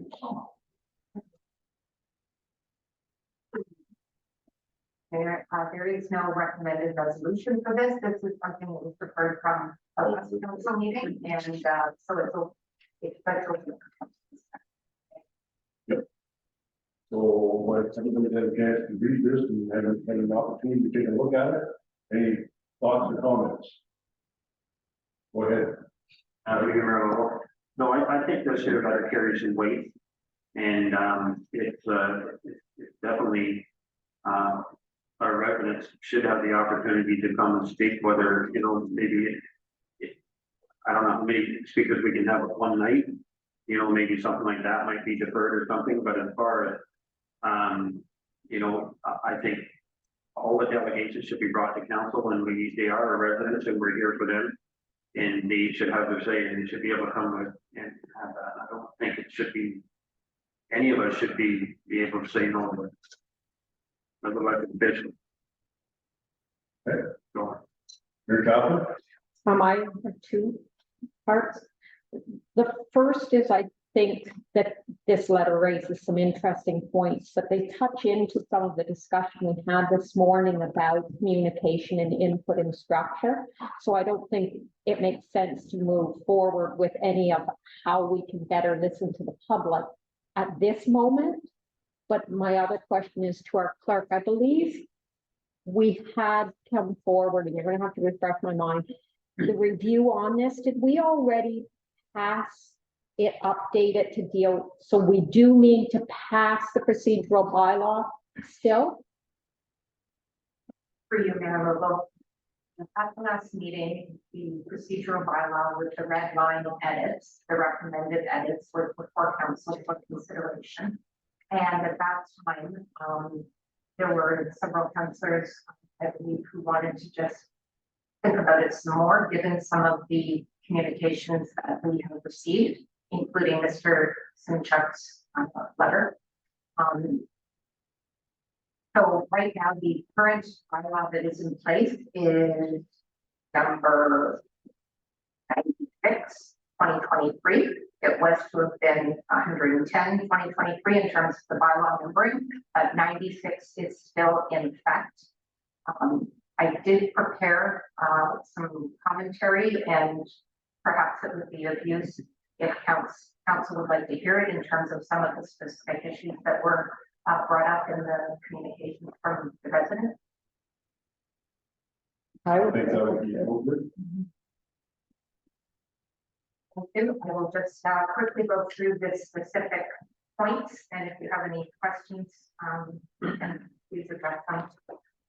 Section 11.1, the delegation request. The resident mentioned that the CAO and clerk appear to continue to have full arbitrary and discretionary right to accept or reject constitutional right of the taxpayer to speak to elected officials. The comments I would provide here is that the CAO and the clerk do have some discretion, but per the clause 11.4, council previously decided to allow a maximum of 3 delegations per regular council meeting. The CAO or the clerk has the authority to defer a delegation to a subsequent meeting if multiple requests are received and in the interest of time. So that is the first comment in terms of what was provided. Further, in section 11.2, the resident mentioned that the clerk shall reply to requests in writing or by telephone as time permits, and approve, refuse, defer, or refer the delegation reasons. And again, with all of these, the resident has indicated that that is unacceptable. My comments would be as the clerk that staff have the authority to refuse a delegation request if a matter is deemed to be quote unquote ultra virus, which means that the matter is not within the authority of the municipality or it's beyond the powers of the municipality. So a very basic example of this would be a resident who wants to make a delegation request, and they come forward, they send us an email saying that they are upset because it takes so long to get a passport from the federal government. as staff, we would have the ability and the authority to say that that's not within our jurisdiction, and therefore we are not going to hear that person at a council meeting making a delegation. Obviously, it's a federal matter. There's many numerous other examples of matters that are like that are either federal, provincial, or perhaps other municipalities such as Northumberland County that we would typically not deal with as a delegation. Section 11.3, the resident mentioned that discourse is limited to questions of clarification and additional information, and members of council shall not enter into debate. Just to clarify, so it is the role of council, obviously, to listen to delegations, and they're more than happy to do so. I know that from just witnessing this council. And if they choose, council members may pose questions to the delegate, as all of you have done at some point. Councillors, though, may not discuss or debate an issue amongst themselves as the council body councillors may discuss or debate an issue amongst themselves, but it's not appropriate for council to enter into a debate with a member of the public at a council meeting. So they limit their debate and discussion to the council group. And 11.5, conduct delegations shall only speak on the subject for which they have received approval. Again, the resident feels that this is unacceptable. My comments would be as follows. This is really important for several reasons. For the sake of public transparency and accountability, the delegation topic must be approved and made clear on the agenda and included there so it's known in advance. Some matters, again, would not be permitted due to reasons such as municipal protection of privacy legislation. Other matters may be including labor relations litigation, issues that are considered enclosed. And again, it would be problematic if the delegation came to council wanting to speak about, or they said they wanted to speak about a speed limit issue on County Road 2, right outside here, but instead they started talking about their views on the Middle East conflict, the Bank of Canada interest rates, the provincial legislation around a provincial budget for education. All of these things are just small examples of how delegations can, for lack of a better term, sort of go off the rails. Thank you. If they did come out to the county to over here, we would have not be able to answer that because that's the county rules.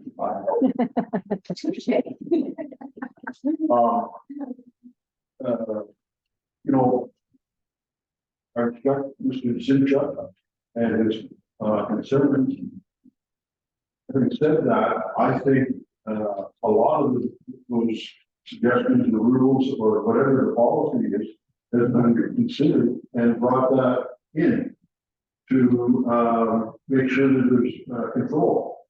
And at the same time, correct me if I'm wrong, but if Mr. Simchuk wanted to, and we had this time, he could bring 52 different, I'm just picking on a figure, but 52 different subjects that he wants to talk to, come to the delegate on the campus. But he could come to and talk about a different subject each time, pretty much. I'm not saying Mr. Simchuk, I just meant. Yes. Yeah. And my point, Yeah. okay, go ahead and answer that first. Yes, yes, you could.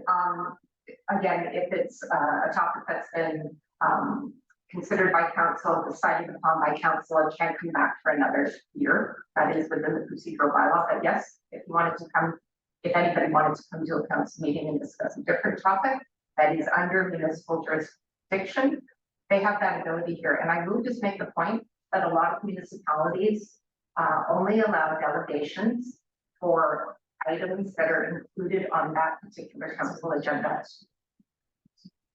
So this is actually quite a lenient procedural bylaw, and of course, they're all different right across the province. And I have one more question. And you kind of referred to it, but I'm going to refer to the county procedure bylaw. And I believe that most of the things that are brought up in Mr. Simchuk's issues are plain ordinary language that you just answered that would use in any other one. Is that correct? Yes, through you, Mayor, we do try to make it clear and concise so that it's you know, understandable by the public, and it shouldn't be reading as some legal document. Very happy. Just the question that I've heard come and it's not in this letter, so maybe it's not exactly, but anyway, people see something on the agenda that they have a question about, but they can't request a delegation because it's too late to ask for a delegation. So that's still sitting out there as something we haven't really addressed, but it's not specific to this, but I think it's a working document, our procedural bylaw anyway. And if I may, for you, Mayor Local, certain municipalities do have a provision within their procedure bylaw that allows for members of the public, and it is a time limited thing, to come to a council meeting and address those types of things that wouldn't have made it onto an agenda for publishing and getting it out in time. So there is that opportunity if council wish to have that included in a procedural bylaw. It just means making time to have it each minute. And just a comment to previous staff, that was requested and it was recommended that we not vote do something. That could be a different staff. Go ahead, Mike. Through there. So, you know, we talked about our bylaws and stuff, and some of the things that we mentioned is that if it goes to court, can we win?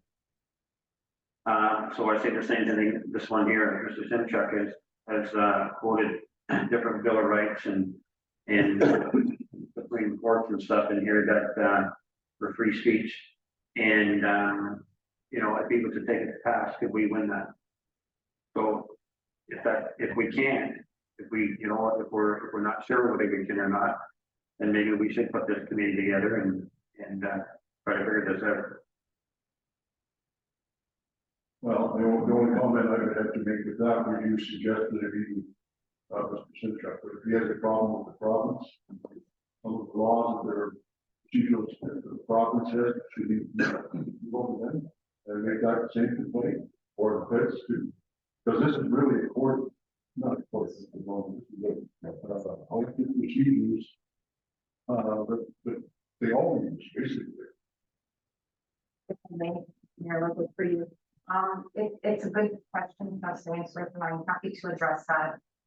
So within the Municipal Act, which is literally how municipalities must run amongst other pieces of legislation, it stipulates that council must have a procedural bylaw. So all 144 municipalities have their own procedural bylaw. Council for each of those municipalities has the ability to populate the contents of that bylaw as they see fit. But then that procedural bylaw is the legal way that municipal councils move forward with their business. So I'm not a lawyer, obviously, but I would say that freedom of speech issues could not really be a factor here with a municipality having a procedural bylaw that provides some sorts of standards as well as restrictions on who can talk, when they can talk, what they can talk about, that kind of thing. And I guess my only other comment would be if the procedural bylaw was there and you weren't following, then you could be in much more issue. Any further questions or comments? Richard, go ahead. Well, again, I'm reluctant to agree with it today. I would like some more time to maybe look into it. You know, maybe check a half a dozen or a dozen of these other delegations from other municipalities and actually just get our legal advice on this. I just wouldn't want to see it, you know, caught in the middle of a crossfire or someone wants to take it to court. So if you can come back and say that we've done our due diligence on it and it's good, we're good. The motion. I would defer this for more comment and the background of it. Okay. I get a seconder for that. I get a seconder for Mike's motion. Motion defeated. Thank you. Go ahead, Councilor Booth. I don't understand. This is just a comment made from a taxpayer, right? About his thing. I think we accept this to receive and file, and then when we are looking at the bylaw concerns and next year, whatever, some of these things we can look at being addressed. Some of these things that Mr. Simchek has mentioned is common practice throughout all municipalities and that, right? And I take exception because he just says, in my opinion. Well, that's your opinion, Mr. Simchek. That's not necessarily everybody's opinion. So I would like to make a motion that we receive and file his letter. Any second for that? Okay, you can call it, without a second, please. Second by Councilor Neal. To your role to, Madam Clerk. I think you've gone way in answers that he is asking, you've given clear descriptions and you backed up where you have come up with your answers to that, so I'm really, you know, I accept everything that Madam Clerk has put forward and agree with it. There is, Mr. Simchak can make a request for a delegation. And if he likes to do that, I would suggest that he come and do that, and whatever subject he wants to talk about, and follow the procedure by. And Madam Clerk has, done well to describe all of it, put it on pen and paper. Further discussion? All in favor of the vote? Opposed? Motion carried.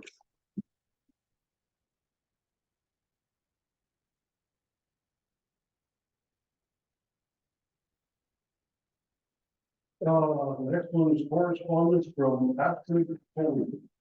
Dated November 1st, 2023, regarding short-term rentals, be it resolved the Council of the Township of Alamo and received correspondence from Ashford. What? Regarding short-term rentals dated November 1st, 2023 for information. Mover and seconder. Moved by Councilor Booth, seconded by Deputy Mayor Stover. Any discussion? All in favor? Motion carried.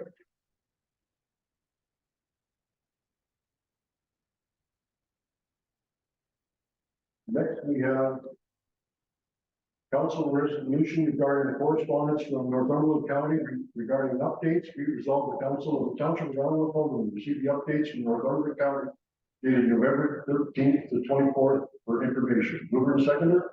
Moved by Councilor Booth, seconded by Councilor O'Neill. Discussion. All in favor? Carried.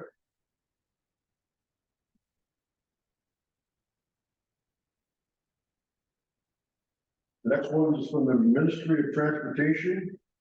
Correspondence regarding the EV charge on program. Be it resolved the council of the township of Alamo and direct staff to research the Ministry of Transportation's electronic vehicle chain charge on program and provide an update to council in December 2023. Mover and seconder. Moved by Councilor O'Neill and seconded by Councilor Booth. Any discussion? Go ahead, Councilor Booth. Through your worship, I know this came up with the last council, so I'd be very interested to see what the total cost for the town would be, because it just talks about up to 75%, I believe, is covered, and where the various locations that we would think it would be, because I know we talked about it last time, whether it would be at the arena or whether it would be at the back here of town hall, and we have concerns with being here because it's limited parking here right now, and if you have people coming off the 401 lining up to park here, staff wouldn't have a place to park. So I'll be interested in that report when it comes. Thank you. I would suggest to you, I did a little bit of calculation on my own. And the cheapest one would be 30,000, the next one would be 30,000, and two level threes would be $45,000. I don't know what that means as far as chargeability or not, whether they will charge in an hour or 4 hours or a day. If you take the total number of, and did the calculations, if we've got our population of 7,500 as compared to one all across the province, we would get 5 for the township. We could get up to 5 for the township. And what was kind of concerning is that if there's people driving along the 401 and have to get a charge, I don't think 5 would ever cover it. But that's only one. Go ahead. I don't think this is meant for people traveling the 401. They've got a plan for people traveling the 401.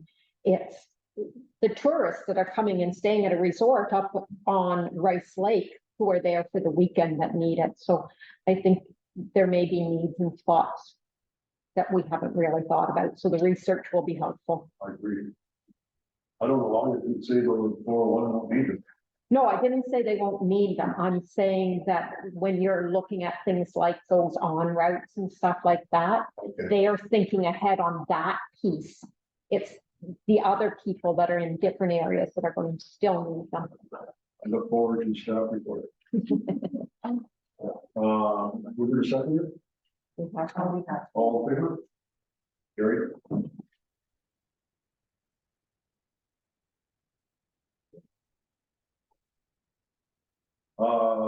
The next one is from Enbridge Gas consultation on the future of natural gas expansion and home heat portability. Be resolved, the council of the township of Macomb received the correspondence from the Enbridge Gas for information. Can I move a second? Moved by Councilor Booth, seconded by Councilor Ainsworth. Any discussion?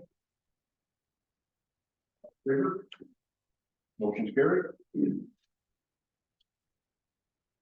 Next, we have correspondence from Larry Sparka, manager of water capital projects, Lucy, regarding the Grafton drinking water system 2023 operational report and the reporting period from September to October 2023. Be resolved, the correspondence from Larry Sparka, manager of water capital projects, Lucy, Reed, Grafton water drinking water system 2023 operational report, reporting period from September to October 2023 be received and filed.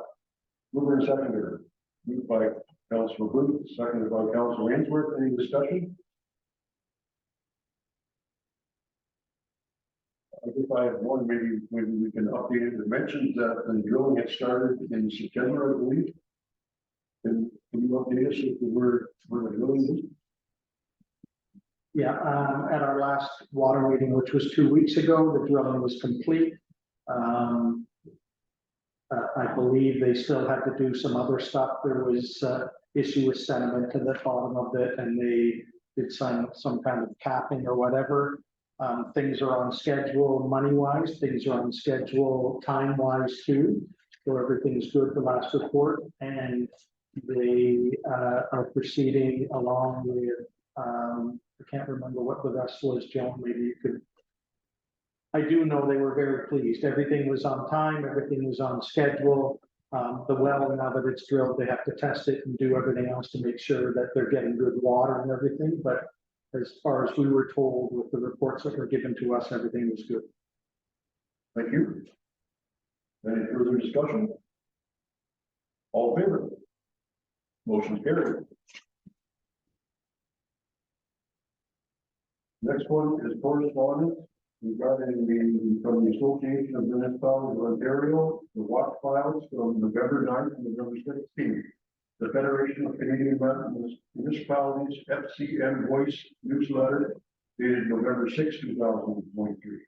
The media release from Northumberland County started company growth program offered by the Business and Entrepreneurship Center from Northumberland. It's called the Beacon, and dated November 20, 2023. Be resolved, the council received the watch file newsletters from the Association of Municipalities of Ontario dated November 9th and 16th. The FMC Voice newsletter from the Federation of Canadian Municipalities and the Starter Company Growth Program media release from the City County of Northumberland for information. Mover seconder. Moved by Councilor Booth. Seconded by Councilor Ainsworth. Any questions? This is good if you're in business and you want to help your business. The Northumberland Beacon program very successful. I don't know if it's very expensive or not, but I know people that have gone through and really come away positive. carried.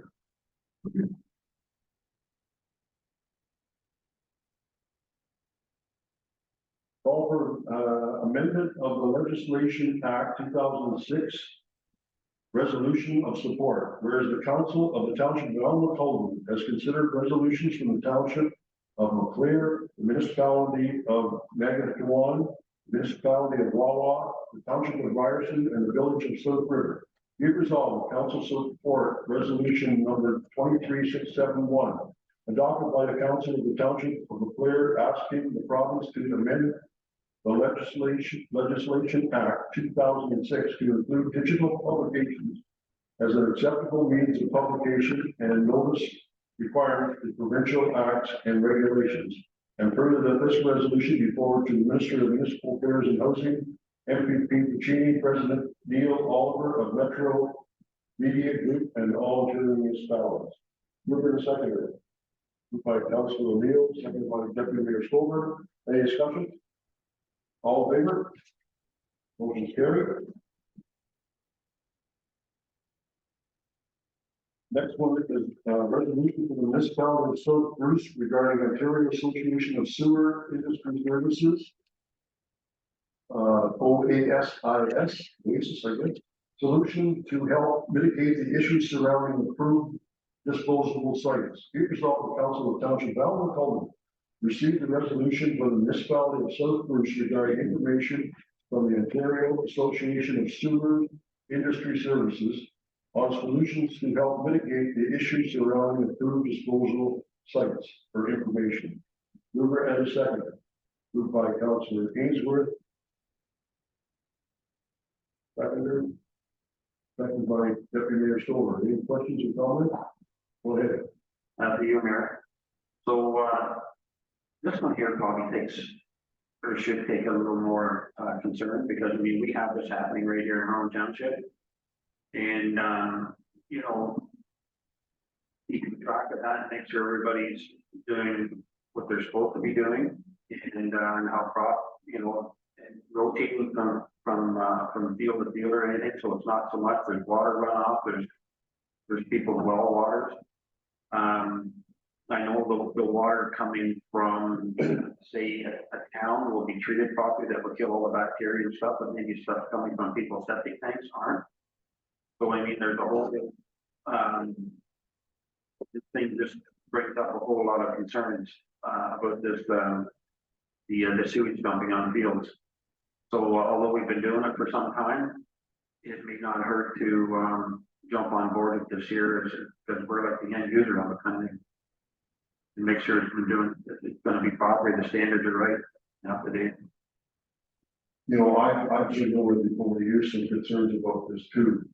I don't believe the township has any bylaws that prevent or encourage people to handle liquid waste.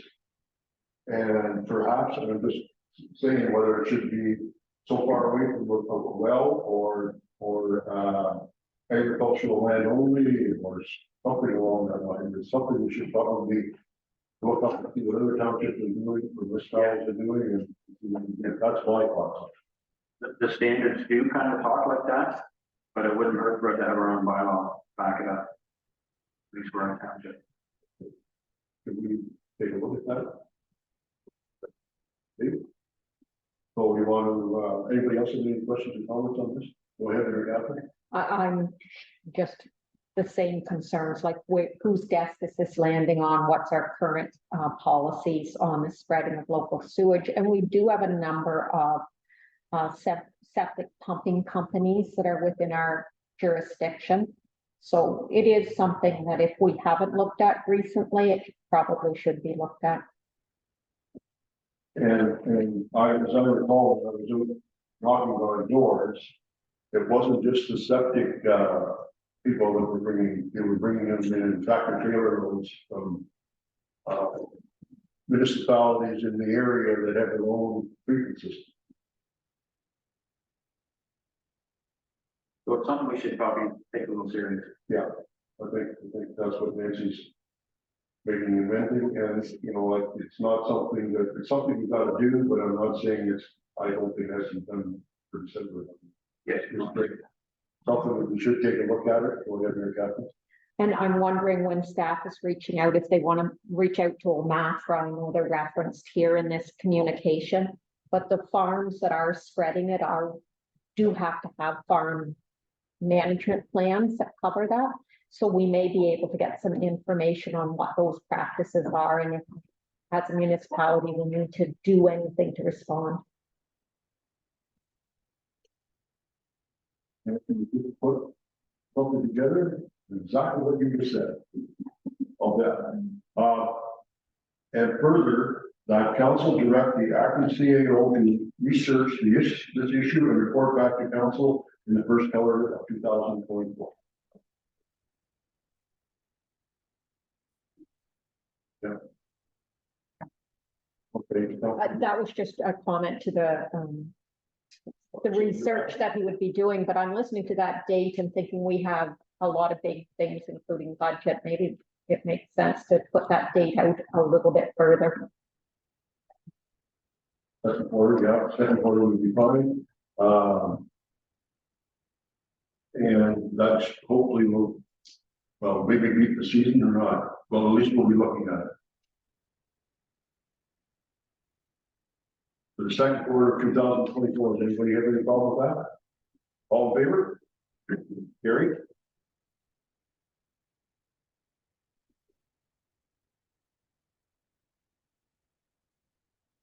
Well, the resolution of support from various municipalities regarding previously supported by council.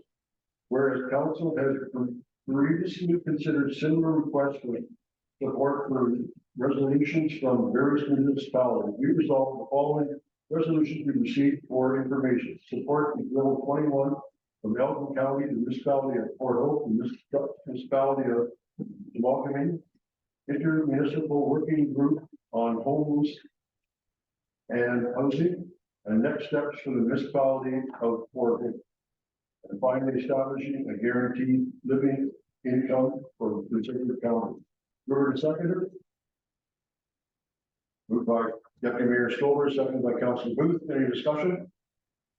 All in favor? Motion carried.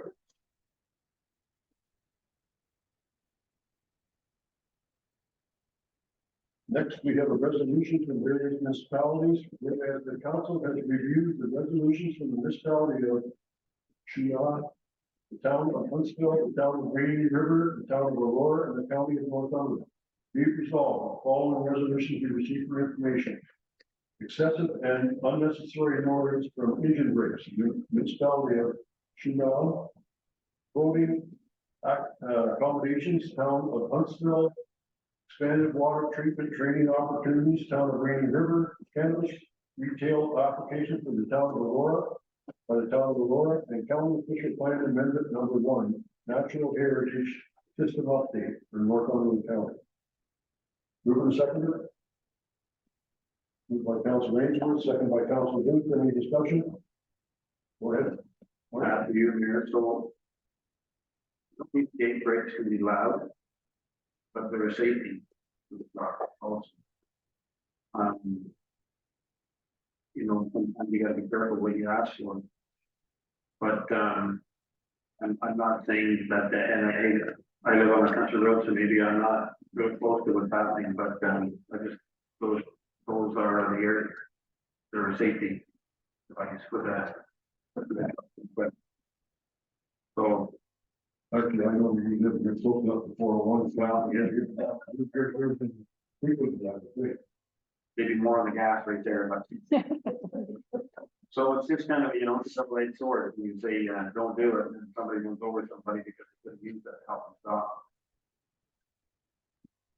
I don't know, but most of the time, those are people complaining when they're shouldn't slow down in the first place, and then they're waiting. I guess can't say that, should.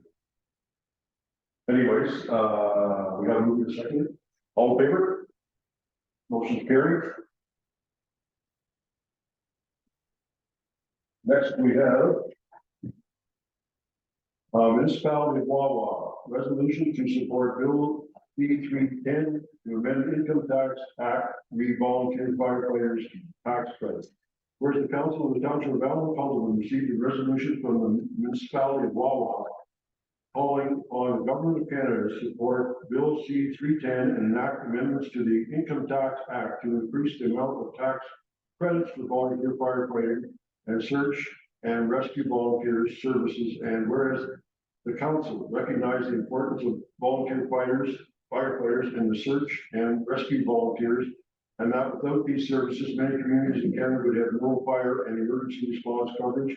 And whereas these individuals receive some form of pay to cover expenses, but do not draw a living wage from firefighting, be it resolved that the council of the township of Allen Cullen support the municipality of Wawa resolution to call upon the government of Canada to support Bill C-310 and enact amendments to the Income Tax Act to increase the amount of tax credit for volunteer firefighting and search and rescue volunteer services from 3,000 to 10,000, and further that a copy of this resolution be forwarded to the Association of Fire Chiefs of Ontario, the Office of the Fire Marshal, MPP, Phil Lawrence, Associated Municipalities of Ontario, and all Ontario municipalities.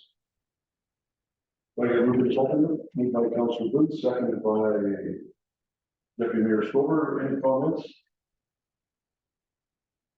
Go ahead, Councilor O'Neill. What types of things are our volunteer firefighters claiming at this point? That's the fire chief talk from there. So as far as what they're claiming, it's more or less what they're entitled to. So right now, their services, the tax credit is $3,000. It used to be 1. It's down to 3, and then they're asking for 10. There is about 31,000 firefighters in the province of Ontario. 12,000 of those are full-time. The rest are volunteer or part-time, most of which are volunteer. So the ask, when you do the math, is for an additional 131,215,000 in tax credits. But it's $7,000 additional each individual. I actually believe that more needs to be done, and I think a revision of the FPPA needs to happen. So that these men and women are recognized for the efforts that they commit to their communities.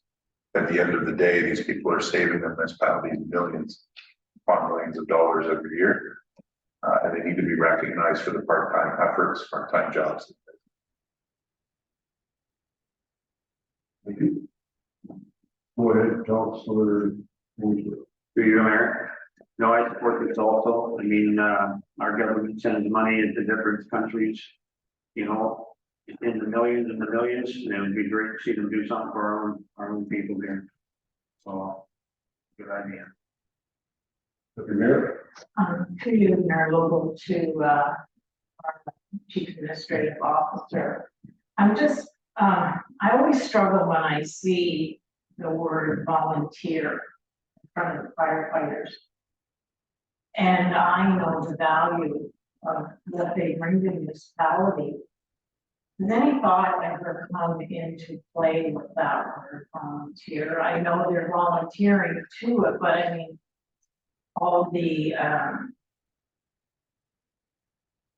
stressors that come with what these firemen or firefighters are doing is, you know, I don't know, I just kind of, I wonder what your thoughts would be on that word volunteer.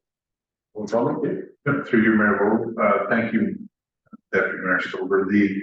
It's a really good question. Definitely a question that needs to be asked at the Ontario Association Fire Chiefs level as well. The term volunteer, you will only find it listed in the FPPA. The work that the firefighters do in the province does not meet the definition as indicated in the dictionary with respect to what a volunteer actually does. So because the majority of these volunteer firefighters are actually paid by the hour, they're paid for the training, they're paid for the calls. The only loophole that still exists is within the FPPA. The Employment Standards Act is actually very clear. So with respect to municipalities in Southern Ontario, for sure, that is one aspect to look at. But the other aspect that needs to be looked at is the municipalities in the northern part of the province that just does not have the resources to support this, and quite honestly, nor do we. To support our volunteer firefighters as part-time employees, because that comes as a significant cost. That's why I'm saying that there is still a lot of work that needs to be done. Further discussion? All in favor? Carried. And well deserved, I must say. Next one is the Council of Prince Edward. A resolution for the MOE to expand use of permit by law. Permit by. Whereas the Council of the Township of Allen received a resolution from the County of Prince Edward regarding support for the province to stop the Ministry of the Environment, Conservation and Parks proposal to expand the use of the permit by rule to certain water taking activities, waste management systems, and stormwater management systems. Be it resolved, the council supports this resolution and directs staff to forward a copy of council's resolution to Premier Doug Ford, MPP, David Change, and Minister of Environment, Conservation and Parks, and the Association of Municipalities in Ontario, the Ganaraska Conservation Authority, and the Lower Trent Conservation Authority, and all municipalities. I can move a second for that. Moved by Councilor Ainsworth, seconded by Councilor O'Neill. If we're going to do that, we should probably take out Senior as the Minister of Environment and Conservation to use the moment.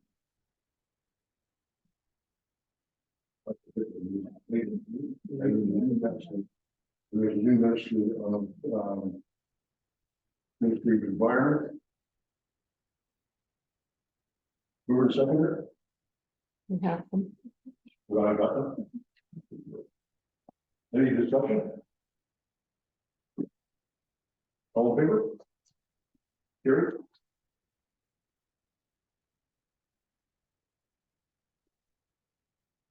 Next, we have short-term rental accommodation bylaw. Be it resolved the bylaw number 1152023, being a bylaw to license, regulate, and govern short-term rental accommodation be read and deemed to be passed this 28th day of November 2023. Mover to seconder? Any? Yeah, mover to seconder. Moved by Councilor Ainsworth, seconded by Deputy Mayor Stover. Any questions or comments?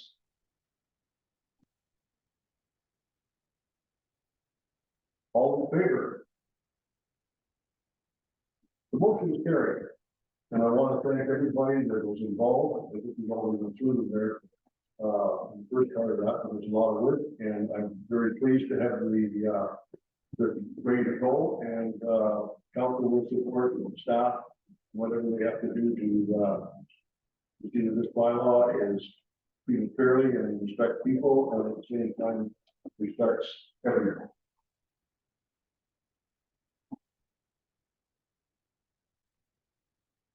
That's what.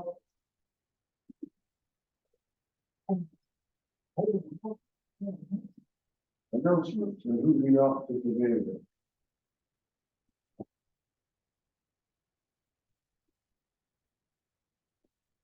Councilor Ainsworth. Yeah, to you, Mayor. So, the last couple of weeks or weekends, we've had some good events here with our municipality and our firefighters.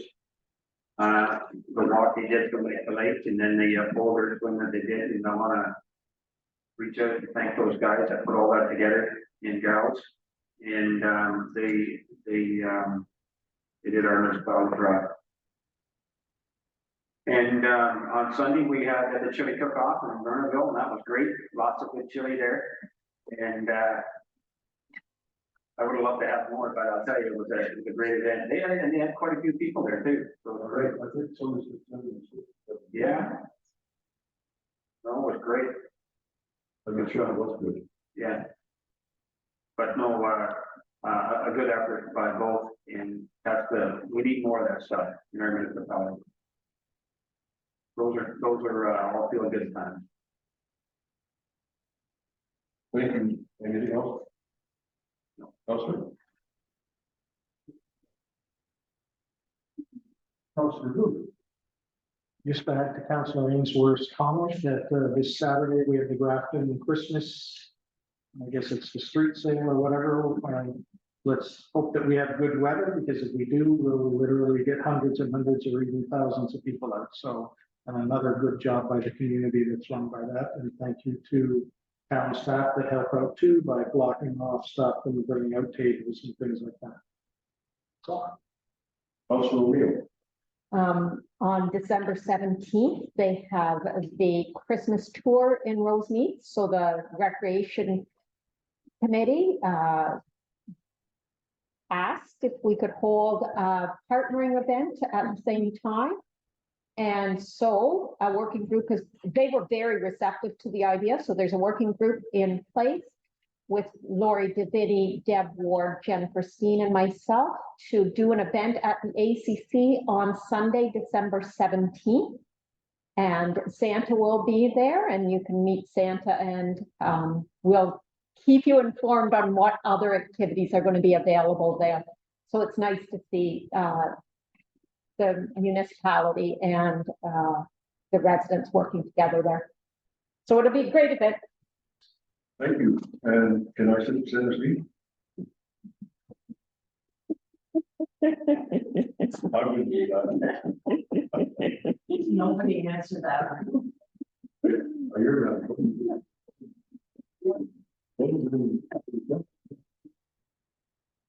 Okay, well, anything else we have? No, that's everything today. I guess the only comment that I would like to make is, and I agree with what I've heard so far, it's really good to have the community doing all of these different types of things. I know Vanilla had something there 2 or 3 weeks ago, and then I think there's something more recently, and the libraries had their big function, and in the last couple of weekends with the fire hall and the fire people.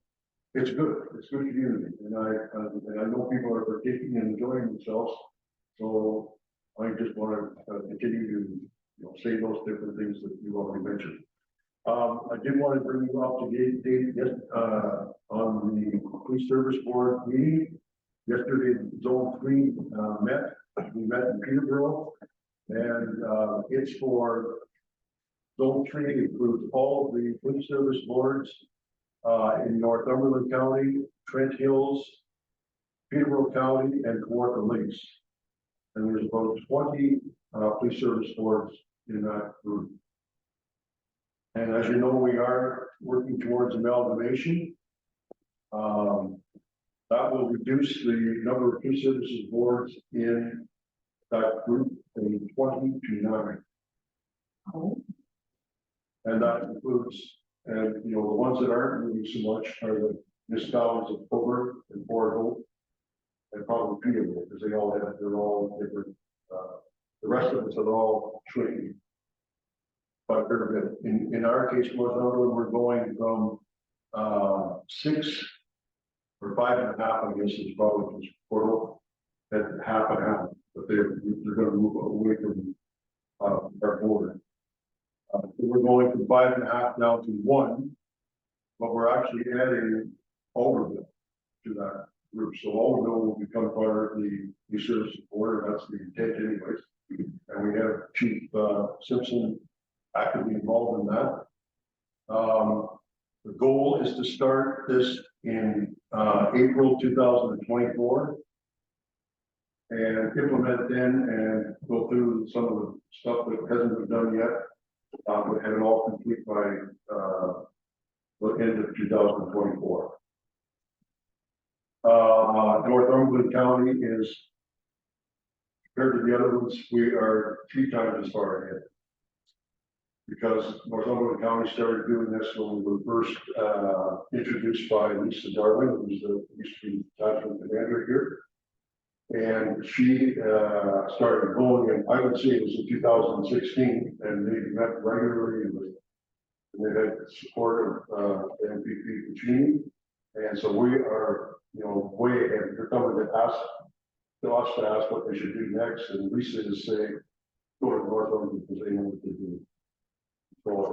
So the new group, just so you know, there's representatives on 5 municipalities plus Alderville.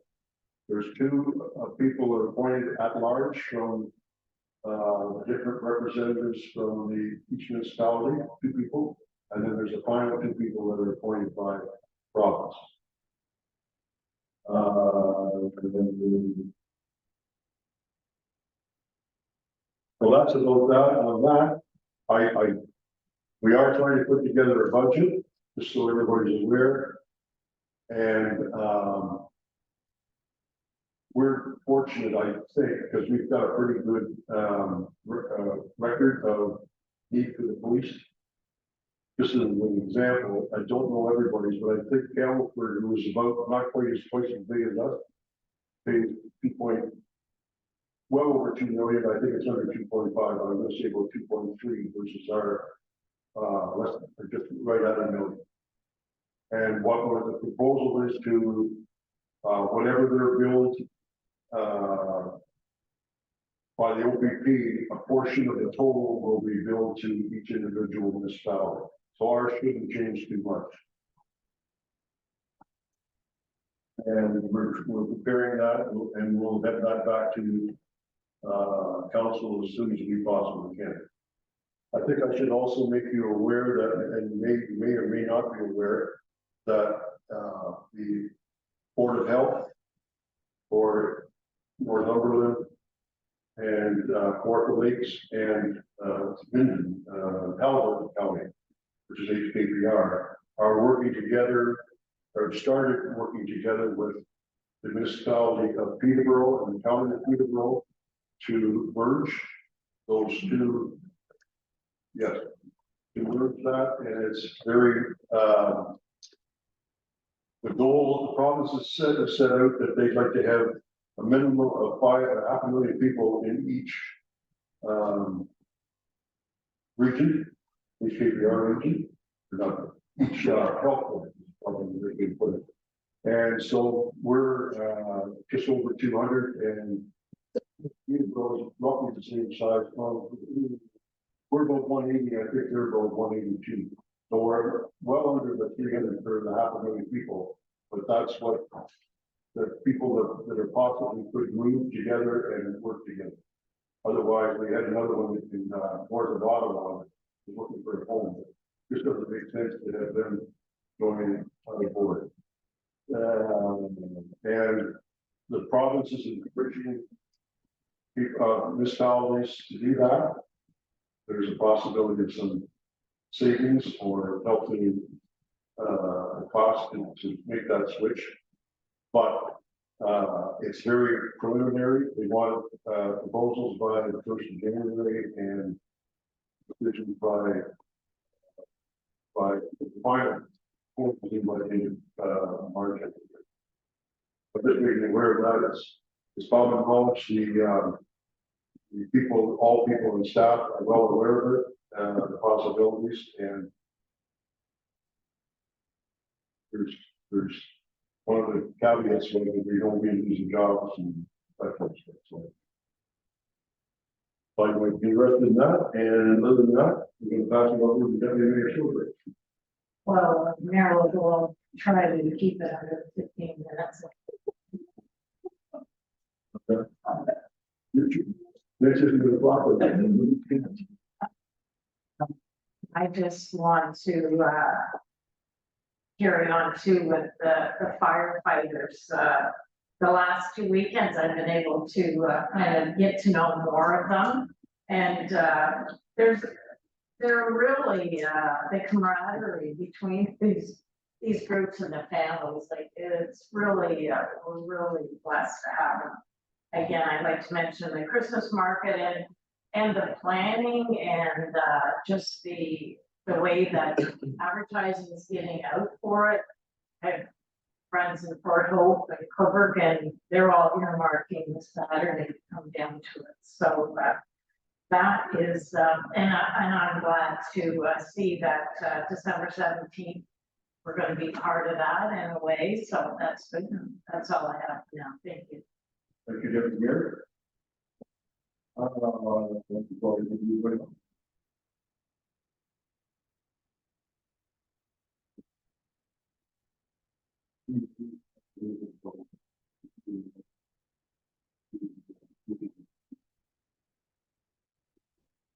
Steve, for the council, we started a little bit into our strategic plan.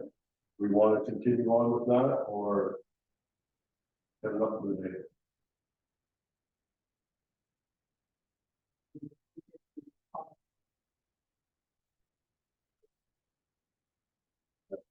Would you want to go, Dave, are you, free to go for another hour? I am available, yep. Council decision, we're up after 4 hours, you want to go cut it off at 3:30? 3:30, is everybody okay with that? I would prefer we just, can't we call it a day for today? I think we've got a lot accomplished today and we'd let the staff and that get on to do their stuff too, because it's not just us, we have 2 staff members here that have something to do, so Actually, it's pretty. I think, anybody else want to comment? I think it's better that we keep the proper amount of time to it. I know we did spend some time today, but I think we're just trying to cram it in and rush it and bits and pieces. I'd rather we spend the time to do it properly, but I tend to agree with you. I don't want to, it'd be nice to continue on, but I think the big enough change that we should be probably spending a full day doing it. We don't know whether you've got the time to do that, Dave, or whatever we need to do. We can schedule, it. We can come back, we can talk to Nancy, we can schedule. Okay, just a half a day though at a time, don't do a full day. That's fine. Greg will go run out the door. Pardon me? Greg will go run out the door. In the shade. Do we need a motion though, because we did go past the 4 hours? I'll be going to the good one. Okay, I mean, he did give us a little bit blunt, right? Then. you want to make a motion that we continue past 4 hours? If we need it, then I'll make it. Okay, second. Second by Joe, all in favor? Motion's carried. And we can, council resolution for the, permit bylaw number 1162023, a bylaw concerning the proceedings of the regular council session held on Tuesday, November 28, 2023. Be it resolved that bylaw number 1162023, a bylaw concerning the proceedings of the regular session of council held on November 28, 2023, be there and used past the 28th of April 2023. Mover and seconder. Moved by Council Mayor, seconded by Deputy Mayor Stoller, all in favor? Carried. We got one probably yet. Adjournment. Be resolved that Council will be adjourned by 2:40 p.m. Mover and seconder. Moved by Council Booth, seconded by Council Ainsworth. All in favor? Motion carried. Thank you, everyone. Welcome to